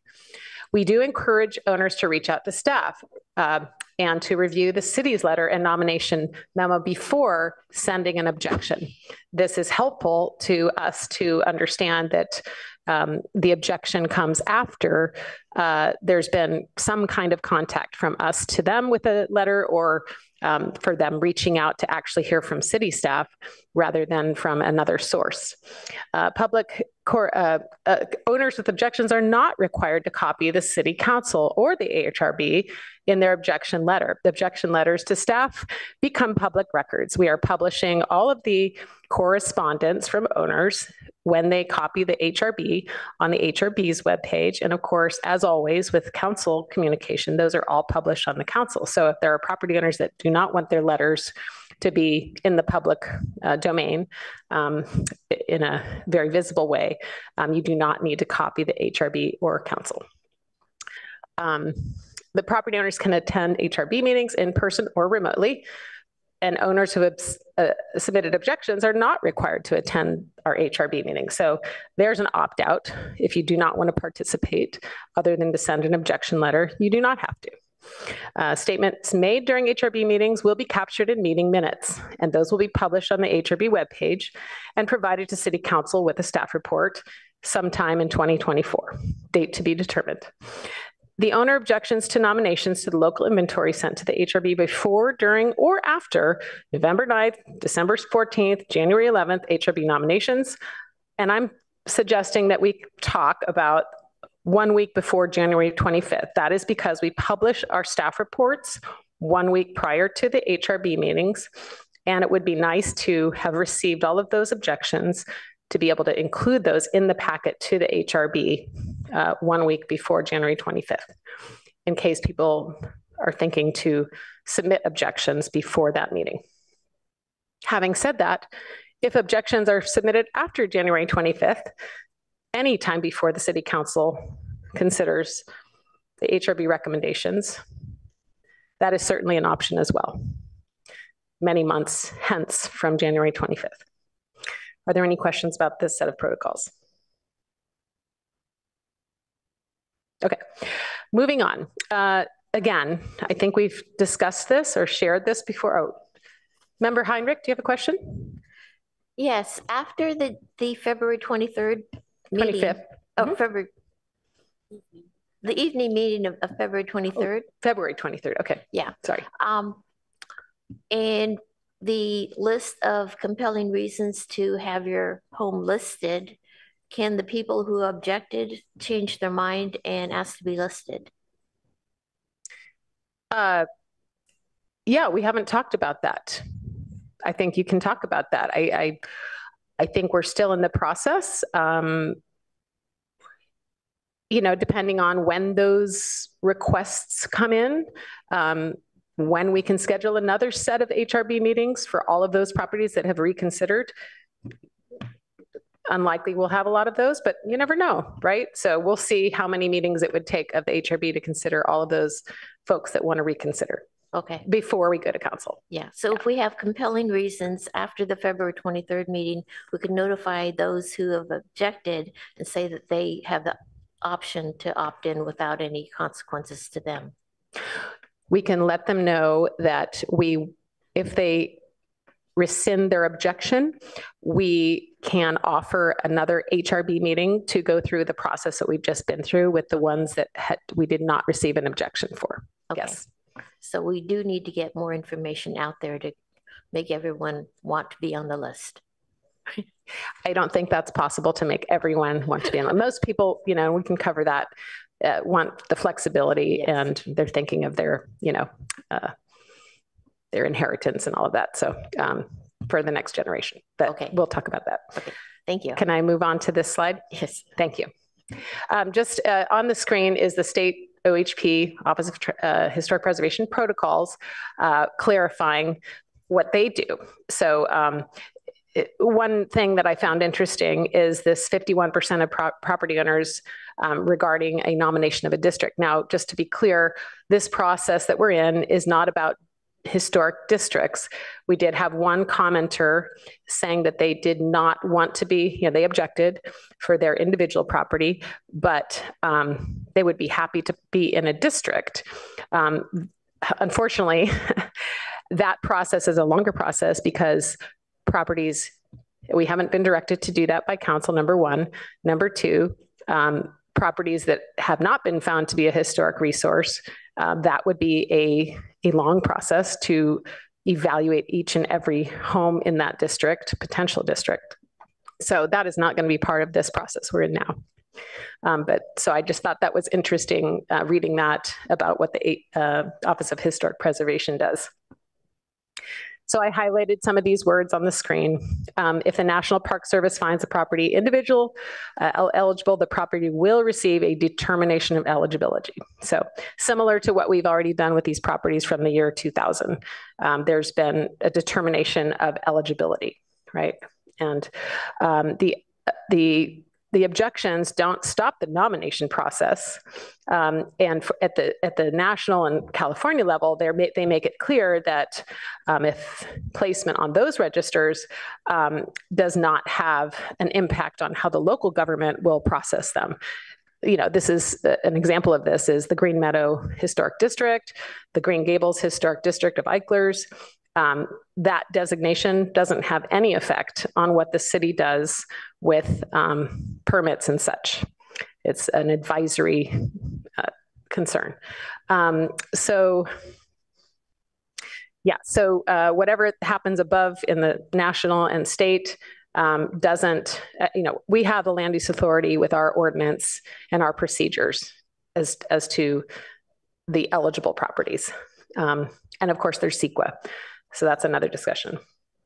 This is, I found interesting as well, as we talk about ordinances at some point, this statement that the vast majority of preservation ordinances nationwide avoid the topic of consent provision. So I wasn't aware of that what the standard is for ordinances that they, nationwide, I guess, and I don't have any data on this, but that they don't have a clause about owner consent.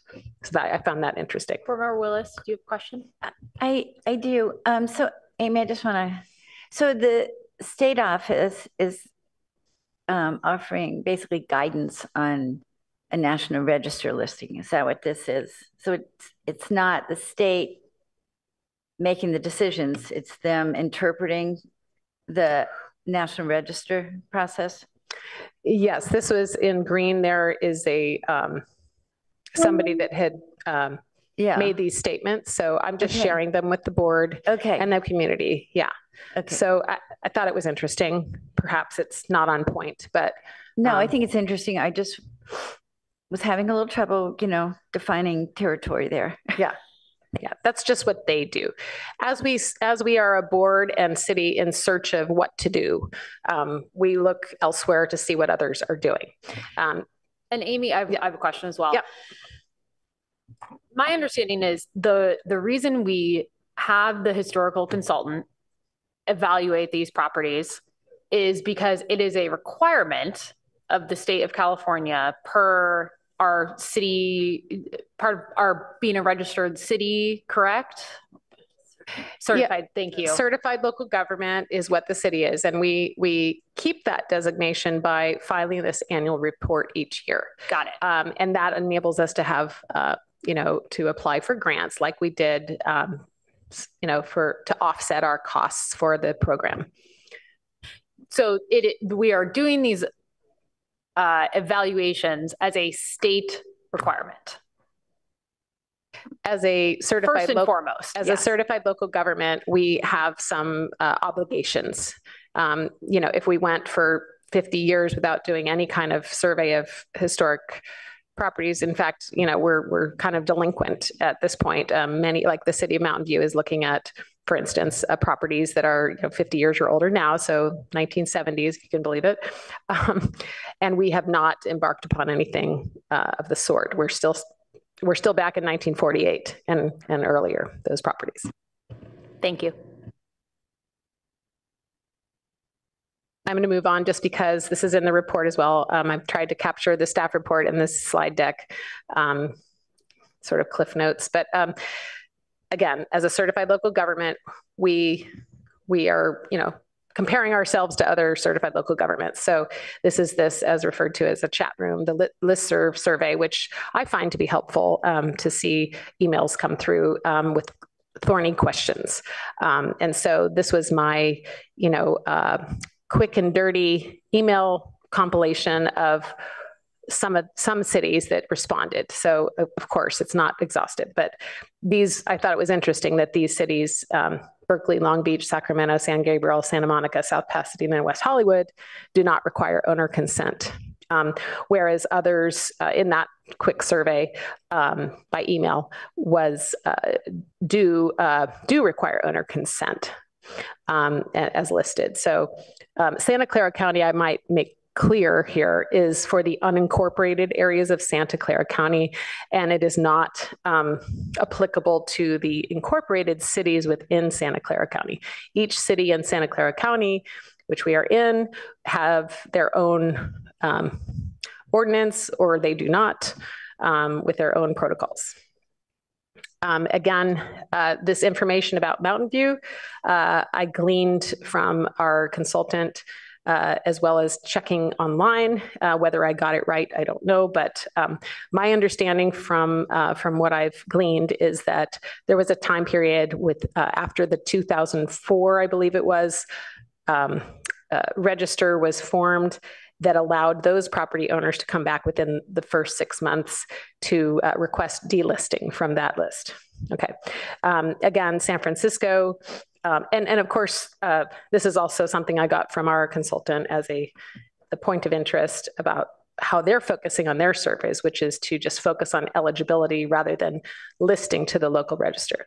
Now, I don't know if San Francisco has an ordinance that talks about demolition, if that's I mean, every city is different as far as what they cover. For us, demolition is a ministerial permit and is not subject to CEQA. I don't know how San Francisco does this, but that's that slide. So now we get to the money moment, which is expectations for January 25th. I have the bullets here to ask the HRB to establish protocols for January 25th, reviewing those properties for which we've received objections. We will continue to receive objections up until, I'm suggesting, 1 week prior to January 25th. So I guess that's the first protocol that I'm announcing as would make sense for staff since we published the staff report a week ahead. The second one is to, and if there are other protocols, it would be good to discuss.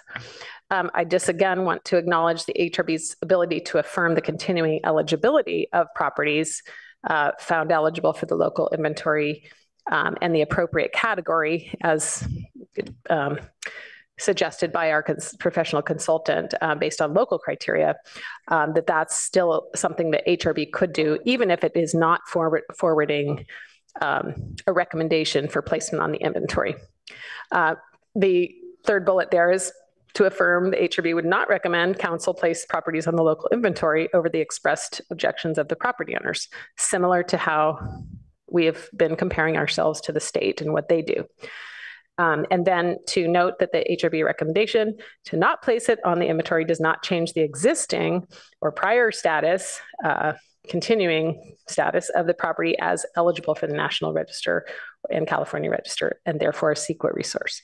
I've mentioned that before, but this is just putting the 4 bullets in front of the HRB for discussion. Thank you. So I'll open discussion for the first item. I realize that staff has been getting objections up until the 11th hour. I do feel that we should take objections up until and through the January 25th date. I don't think we can do a cutoff that they have to be received at least 1 week prior. I don't, unfortunately, think that's realistic. And in good faith of honoring those objections, I feel that we should take them as they come through. Maybe not through, maybe up until 8 a.m. on the 25th. This does not preclude anybody from arriving at the HRB meeting remotely or in person to object, or to object to formerly nominated properties. That is always a possibility in a public hearing. So maybe we should say written objections. Sorry, written objections should be received. Through, let's say, up until midnight or 11:59 p.m. on January 24th. Sure, because that's how we've been doing it, staying up till after midnight the night before the HRB meetings to collect the emails that we receive. If they do send it during the meeting, there's a risk of not seeing it. Correct. So they would want to actually appear at the meeting. Thank you. And the January 25th meeting, again, this is the HRB, not the city council meeting. Correct. Yeah. Yes. So. Okay, so if we get objections after the January 25th meeting, would the HRB review those and take them off the list before it goes to city council? Would we modify the list for the council meeting? It's possible that you don't have to take that up, that city staff could simply report that we've received an objection and get that into the council packet. I think the council would know what to do with that. Yeah, I agree. Per our statement several times over, the HRB is not recommending that council place properties that have owner objections on the local inventory. So if we have passed a property that did not have an active objection to council, and then an objection is received and noted, which will be noted to council, it is many of the HRB's members' sentiment that they do not recommend that council designate that property. Of course, I cannot speak for the whole HRB. And this is something you can take a poll on this bullet number 3 here. And for those who are participating today, of course, that excludes 3 of the members of the HRB. I think we want to wait till there's more of us so it actually means something. I think it's true that we wouldn't recommend that to council, and knowing how council reacts, I would think they would assume that anyway, even if we said we thought they should. But I think as just, being polite, we should wait till there are more of us to. Respectfully, polite is nice, but certainty is better for those who are expressing their anxiety to staff with regularity about this process. So since we do have a quorum, it would be important from my standpoint to hold the question and take a vote from the 4 that are participating today. Well, discussion. So I wouldn't have any problem, except I think there was a category 1 that objected. And I would like to have more time to, sort of deep dive that one. So I would be happy to affirm that we wouldn't recommend to council that anything that we have established as a category 2, 3, or 4 not be placed on the inventory of the express objections of the property owners. And but I guess I'm just not quite. I just don't feel like I have made the decision in my head whether a category 1 would be worth taking a stand for. And I do want to reach out to that property owner and, try and clarify, and understand totally their objections. I think people are cautious. It's a big investment. Properties are not cheap in Palo Alto, and I understand that totally. I just, I don't know. I guess I feel differently about ones. Why don't we agendize this for the January 11th to revisit? Would you, sorry to push back, would you consider agendizing this category, maybe category 1 conversation and voting on the 2, 3s, and 4s today, or taking a straw poll at least for the benefit of the community that are anxious? And are there just 2 category 1s that fall into this, aside from the train? Oh no, the train wasn't a category 1 anyway. Do you remember? I don't remember off the top of my head, but we do have staff here that are more intimately involved with the category nominations. We'll have them take a look. I would like to see us have the opt-in option discussed more thoroughly, and how we can outreach to the people who have not objected to see, like the one that said they would gladly be on the list. I think it should be an opt-in process, not an opt-out. So is there a way that we can decide that, or are we beyond that? Well, let's stick on the one topic here. So there are 5 that were recommended as category 1s today, and I don't remember what's happened before that. But I'm perfectly comfortable recommending that council not recommend any, that we not recommend 2 3s or 4s without owner consent. Okay, I make a motion that the HRB makes a statement that we will not recommend category 2s, 3s, or 4s to council for a vote if there's owner objection. We just modify it to proposed 2 3s and 4s, since we do actually have 2 3s and 4s. Proposed 2 3s and 4s. I'm comfortable with that. I hear over to my right, there's some interest in having more public comment. I know earlier there was a concern, perhaps before you take this vote, just something to think about is now that the presentation's been given and we're on the last slide, you might consider. This is the last slide? Yes. Oh, great. Okay. I mean, there are other slides that I could show if there was more questions and I needed to, but I hadn't planned on showing them. No, that's helpful. If this is the last slide and this is the end of this agenda item, before we go on to discussing the calendar and then approving minutes, yes, thank you. I'm comfortable hearing public comment now. Would you like, if you'd like, I can stop sharing, or if it would be helpful to keep the bullets on the screen for discussion. But we do have our consultants that may want to add to all of the verbiage that's been coming out of me. Let's leave it on the screen. And does the consultant want to make a statement before we hear public comment? Yes, so I would like to share a couple comments in terms of the community outreach so far. Can you speak a little closer so we have record? Thank you. Can you hear me now?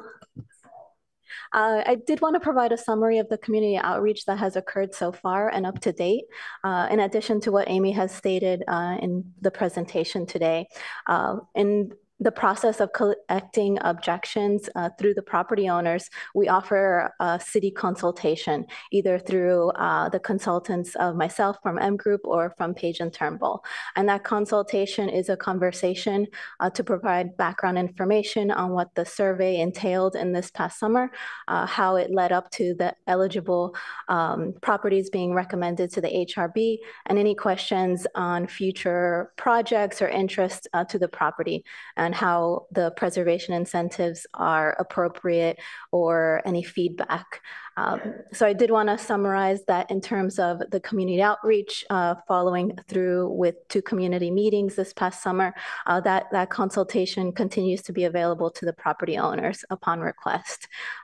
Contacting either Amy French or myself to coordinate either a phone call, a city meeting in person or in Zoom, and having planning staff available for a deeper consultation to the individual property.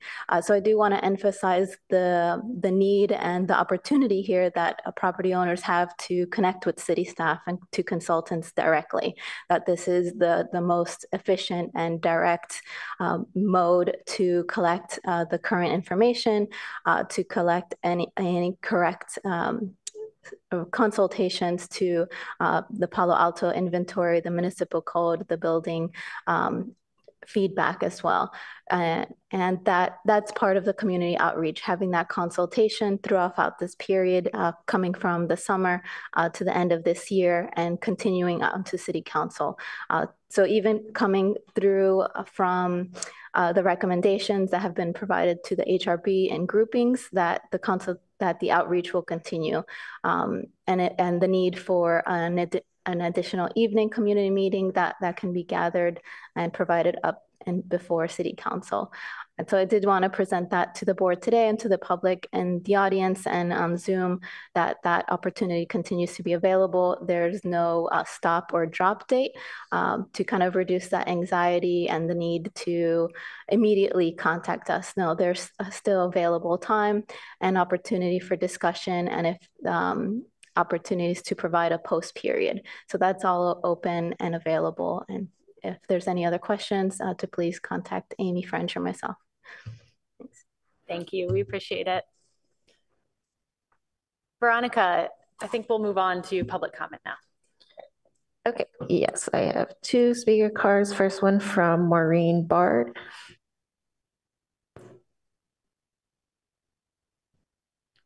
Hello, everyone.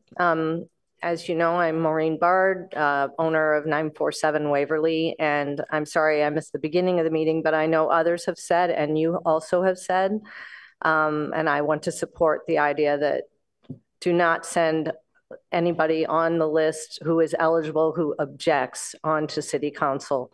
I think that's the safest way for you to proceed. I think it's the fairest way because I believe all of the owners of the individual properties who object have solid reasons for objecting. I kind of caution against using things like listservs that talk about each city's methods or protocols because I think that listing is a little misleading because it doesn't talk about objections. It talks about opting in, but I do think opting in is the ideal way. I noticed you said San Francisco focuses on eligibility. I'd really like to see the HRB focus on eligibility and how incentives work for people in the town. I think a lot of the reason people like me have objected to being added is we've all already improved our properties and they're not at risk. Those properties aren't the ones that are at risk. It's the ones that are run down that a developer will want to buy cheaply. And I feel if you can target those properties, ultimately, they're the ones you want to help. And the incentives actually will have more meaning for them because that ship won't have already sailed as it has for many of us. So Amy, I know you've made some real efforts hoping to find what incentives work for us. And I'm starting to think we're not your target. On my block, as you've heard me mention, there are houses that are over 100 years old that are not eligible, but in my opinion, could be and actually could be incentivized if they were made aware, but they're not aware because they're not on the eligible list.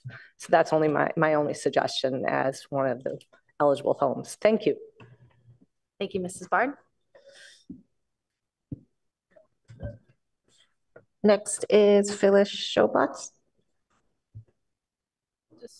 Oh, yeah, I'm included, but I'm pleased. But just to follow up, if some kind of a survey could be made of all these cities to see in terms of the incentive, maybe other cities have come up with creative ideas that would appeal to people. Yeah. Thank you. Yeah. And then Darlene Yapley. I would just like to ask that there be very clear comments on what you're recommending. If the recommendation is the HRB will not recommend over the owner objections, then why did we spend the last 2 meetings voting on different homes to move forward to the council? So I think that be very clear on your language. You are voting homes forward against the objections of the owners, but you don't want the council to? Because what was the vote? The vote was, oh, let her finish.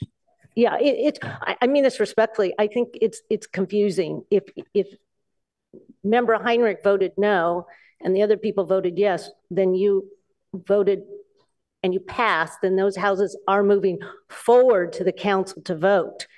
And my point is, if the motion or whatever you want to call it is that the HRB will not recommend against the objections, then you didn't need that additional vote, and that seemed to contradict it. So if you could clarify, that would be very useful, and that whatever language you use, just please be very clear on how we're misunderstanding these votes and what you're telling who to do and not yourselves to do. So that's all. So happy to clarify. We did not vote on any houses where we have heard owner objections. The only houses the only properties that we nominated to go forward to council are ones where we have not heard from the owners, or the owners were positive about being on the inventory.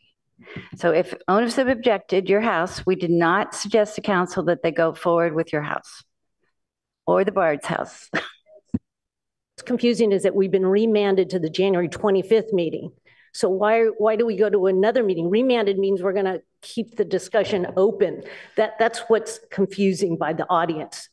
The January 25th meeting is the next grouping that we will vote upon. Yes, it is. Sorry, I need to correct. January 11th is the next I'm sorry. group. Thank you. January 25th has been stated over and over again as the meeting. At this point, we have 70 something objections. All of those objections and more that we receive between now and then and during that meeting will be the opportunity for the HRB to formally vote as whoever's here at the HRB meeting about those. Today, we are hoping for a unanimous, or sorry, quorum at least, vote on what you will do on the 25th, so that those people who are concerned about the meeting of the 25th, you know, wouldn't need to show up if they don't want to, because they know what your plan is, you know, and you voted on that. You know, as far as, at least at this point, category 2, 3, and 4, if you choose to go forward with that motion. I don't feel comfortable taking a vote on that. We are missing half the Historic Resources Board. Clearly, there's a lot of community interest and involvement, and I don't feel comfortable taking a vote on saying in the future this is how we will vote. That doesn't seem like a safe option. Any one of us could change our mind on how we want to vote, and that's our prerogative for the January 25th meeting. If someone else wants to make a motion, I believe that is within your right. Now we're discussing, didn't we? Did we? I guess we didn't have a second. I believe you made a motion and hadn't been seconded yet because we had indicated the opportunity to have additional public comment. So now that the members of the audience have seen the remaining slides. There's one on Zoom. Oh, shoot. Okay. Alan Cooper. Yes. Thank you for listening. I am owner of a historic house on the list. It will be considered on January 11th. I am considering submitting an objection, but I would like clarification as to if I change my mind because the city creates enough positive incentives that I would be able to withdraw my objection and go onto the list. But that, from the discussion so far, it's not clear.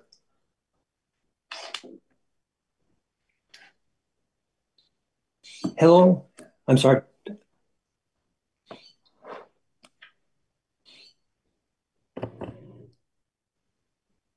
Does that conclude your comment, Mr. Cooper? Oh, I'm sorry. Did you receive my request for a clarification on the objection? I can't be sure if I'm looking at my computer. Who was that directed to, and via what method? And what address? And what address are you speaking to? Oh, okay. I'm sorry. I guess my computer wasn't operating properly here. My house is going to be up for consideration at the January 11th meeting, and I'm considering putting in an objection. Okay. What is the address? 270 Kellogg Avenue. And you are asking have you submitted a? I have not submitted an objection. I'm considering submitting an objection, but I would like to know how I might be able to withdraw that objection if the city, if the HRB creates enough incentives so that it appears that I do not need to make the objection. That was one of my previous comments, is if someone wants to be taken off the objection list and onto the list, can we do that? So there are not going to be any changes in incentives between now and when City Council, January 11th. So going forward, frankly, we need a process for people who have previously objected and would like to unobject to being on the register. There is not currently a process. We could add that to the meeting of the 25th, since that's when all of the objection properties are targeted to come to the HRB. If you would like to put that on that agenda for clarification and discussion of a protocol regarding withdrawing an objection due to proposed additional incentives. Okay, let's make a note. Would it be possible to have that discussion after the community meeting of February 23rd or whatever that date was? Yeah, after Yeah, if February the meeting 23rd, if that meeting does happen, if we do have a quorum for that meeting, we can start targeting what topics would be on that meeting. And then of course we have future HRB meetings, which we could identify additional discussions as needed. if we provide all the incentives at that February 23rd meeting, then the owners would have an opportunity to look at those and then, rescind their objections if there's enough incentive for them. So I'm sorry, but are you speaking of potential incentives that are brainstormed at the 23rd? Because no, the actual incentives we have today. Yeah, those are already online. And again, we encourage people to individually come in and talk because every property is different with different opportunities for floor area, et cetera. So I can prepare this table over the break for the January 11th meeting as a supplemental report. We're anticipating sending out the report next week, so it won't be ready, but I can do a table, at least for the PowerPoint presentation on the 11th, if that will be helpful, that shows existing if you're on the inventory versus if you're eligible. I promise I can do that. Okay, and you will include what Lee Lippert had put in his letter, which had the California historic stuff as well. Yes, and that was in the PowerPoint that we presented. Well, we weren't able to present it because of all the discussion, but it was in the PowerPoint for the community meeting of October 20, whatever. Great. I've completely lost where we were now. So put up the slide again. That would be great.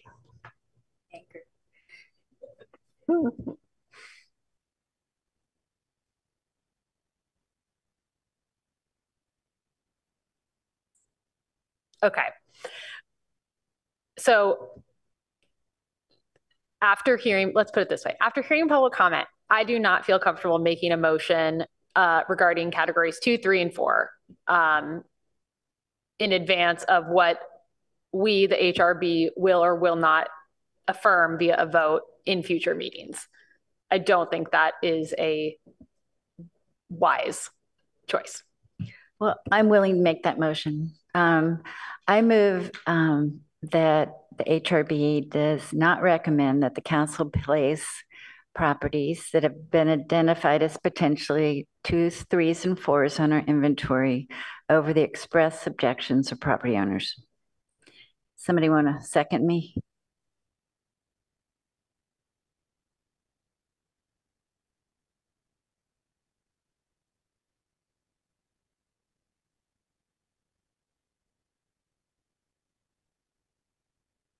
Check with Mike. Hello. Well, I don't know if I can't get a second from either one of these two. I'm not sure a second is going to do me any good.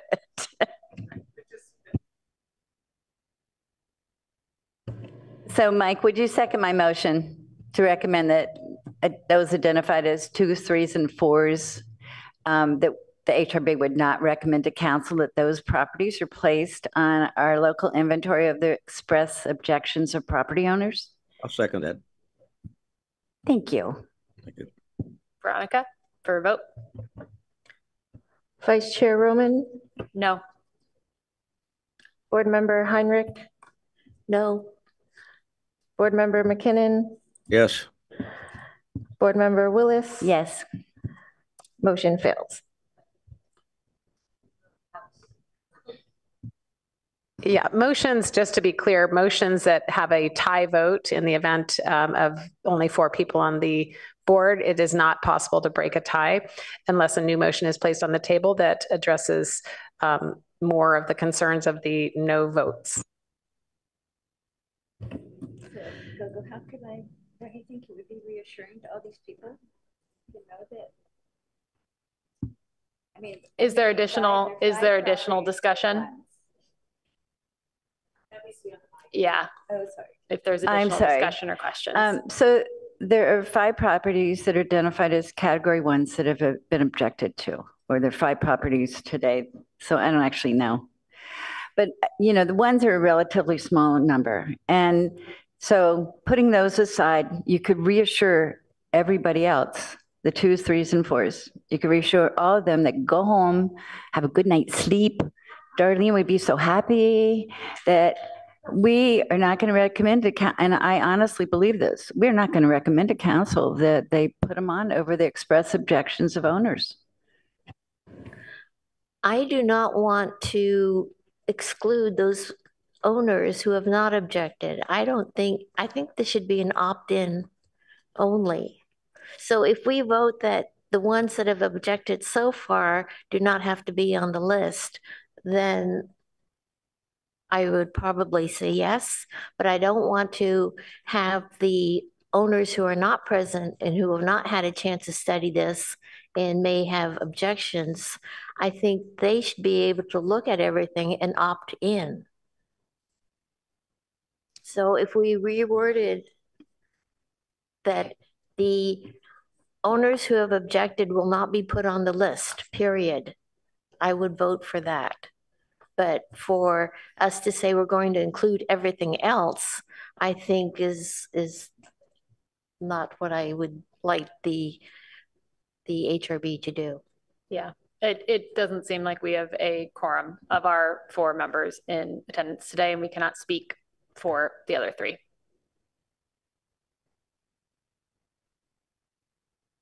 If there is not further discussion after that motion and that vote, I recommend we move on. Can we just move for I move that the current objections from the property owners be acknowledged and that we do not put those on the list.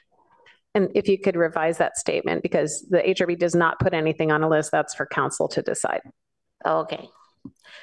But we do not include their properties on the list. Not include on your recommendation to council, I think would be okay. What you're trying to get at. Right. Okay. Oh, just what Amy said. So to clarify, the difference is that you're including category 1s? Yes. Until you convince them otherwise that they want to opt in. I would not include them over their objection. Is there a second to the motion?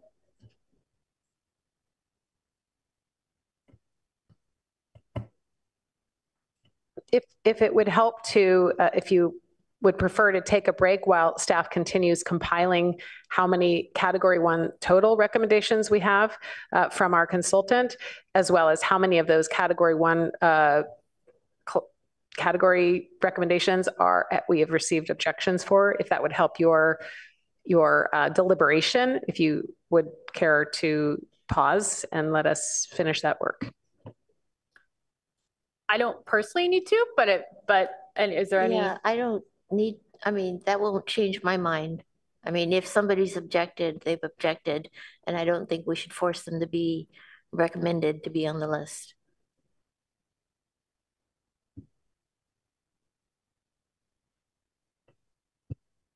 Okay, so there's no second to that motion.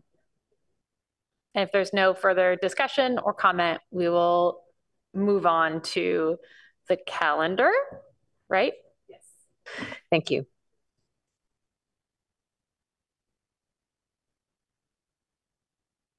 There we go. Here's our calendar for upcoming meetings. Our next meeting is January 11th, scheduled for the 3rd set of properties, for which we have not sent out our letters yet, but we plan to this week. We have already received many objections due to other outreach efforts, not the cities. We then have our meeting for January 25th, which is to review all the properties for which we have received objections. If you would like to agendize for January 11th, because we have not yet sent out the notices, to further discuss, for instance, category 1 properties that are on our list for which we've received objections or some such item, to help with a declarative statement on that meeting date with a full board, please let me know. That's still possible. Otherwise, we can wrap that into the January 25th meeting about objections. I have a question regarding January 25th. Mm-hmm. Why do we have to have that meeting? We don't have to if even though we said we were going to, Okay. because we skipped over those entirely for each of these meetings that we've had to date and there's not been any kind of affirmative, we do not recommend this, for instance, on each of those. So I think it's for the process, it feels unfinished. I know it gives anxiety to people to have to come back in January, but they don't have to come back if they've objected, in my opinion. Correct. But they may not be very sure about it because there's not been a vote on the HRB of what your expectations are for what you will do on that meeting. Right. Okay. Great. Thank you.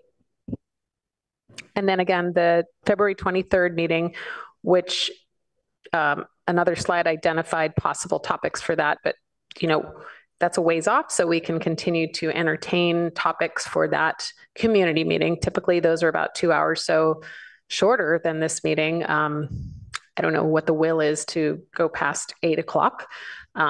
Potentially, we could start before 6 because of the range of items that might want to be discussed. And by that time, City Council will have had their meeting where they vote.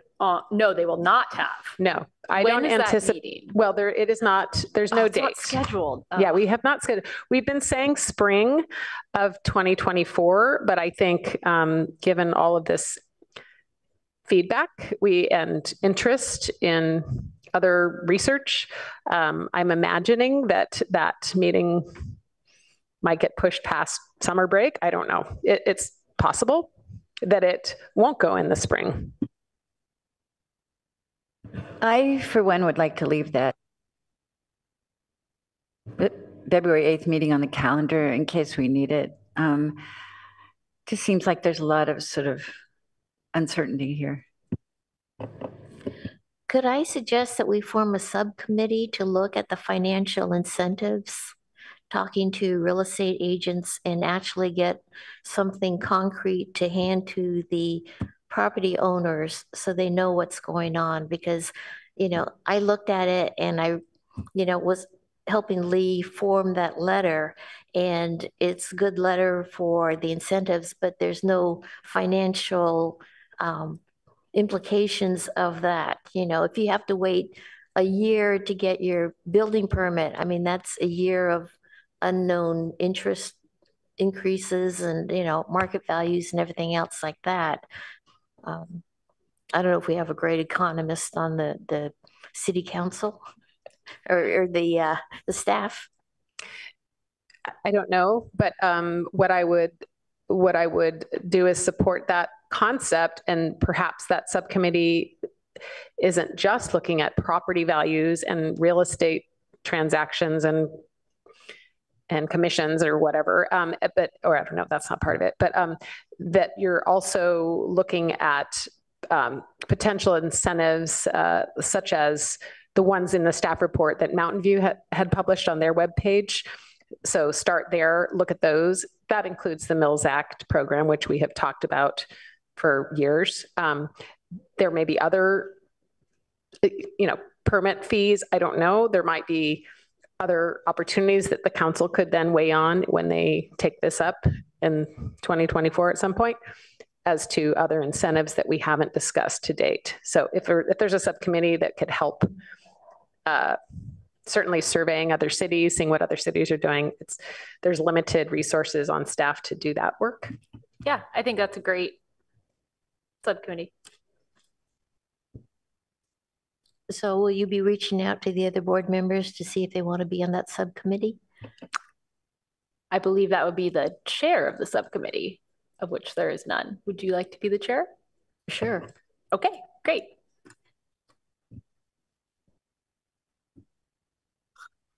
I also am comfortable adding the February 8th meeting and supportive of that back onto the calendar. I don't know do we need to vote on that? Is that something that we can just? No, it's a regularly scheduled meeting date for the HRB. So the only reason we were drawing a line through it is to convey, because some folks are having a hard time with their job conflicts that are on the board to come to these meetings. So, as board members, I'm trying to support the need to have an evening meeting and focus all of our energy and research and staff reporting and presentations on that meeting. But I'm happy to keep the February 8th open for spillover from the 2 January meetings. I think that is wise and respectful to the community. In addition, that means that the Friday, February 23rd meeting would be in place of the morning on the February 22nd meeting, which I'm also supportive of. Thank you. Do we need to take a vote on that, or is there any comment or discussion on the calendar? I think we still need to take a poll of members who are not present as to their ability to meet on the 23rd. Okay, is that something we can do on the 11th? Or do we need to email them? I think we could take a poll, staff can take a poll and find out if there's availability on that date. And I mean, I guess right now would be helpful to, as the acting chair, if you have ideas for how many hours that needs to be at the start time, that kind of thing. We've identified 6 to 8, but it could be 5 to 8, for instance. Will there be a staff presentation? There'll definitely be staff attending because all of our meetings are recorded. So I assume there'll be a staff presentation. Pending what that staff presentation is going to be, let's earmark it for 6 to 8 right now and send out the poll based on that. If there is going to be a lengthy staff presentation and we are expecting community involvement and feedback and comment, then we can reevaluate if that meeting needs to be longer. Thank you.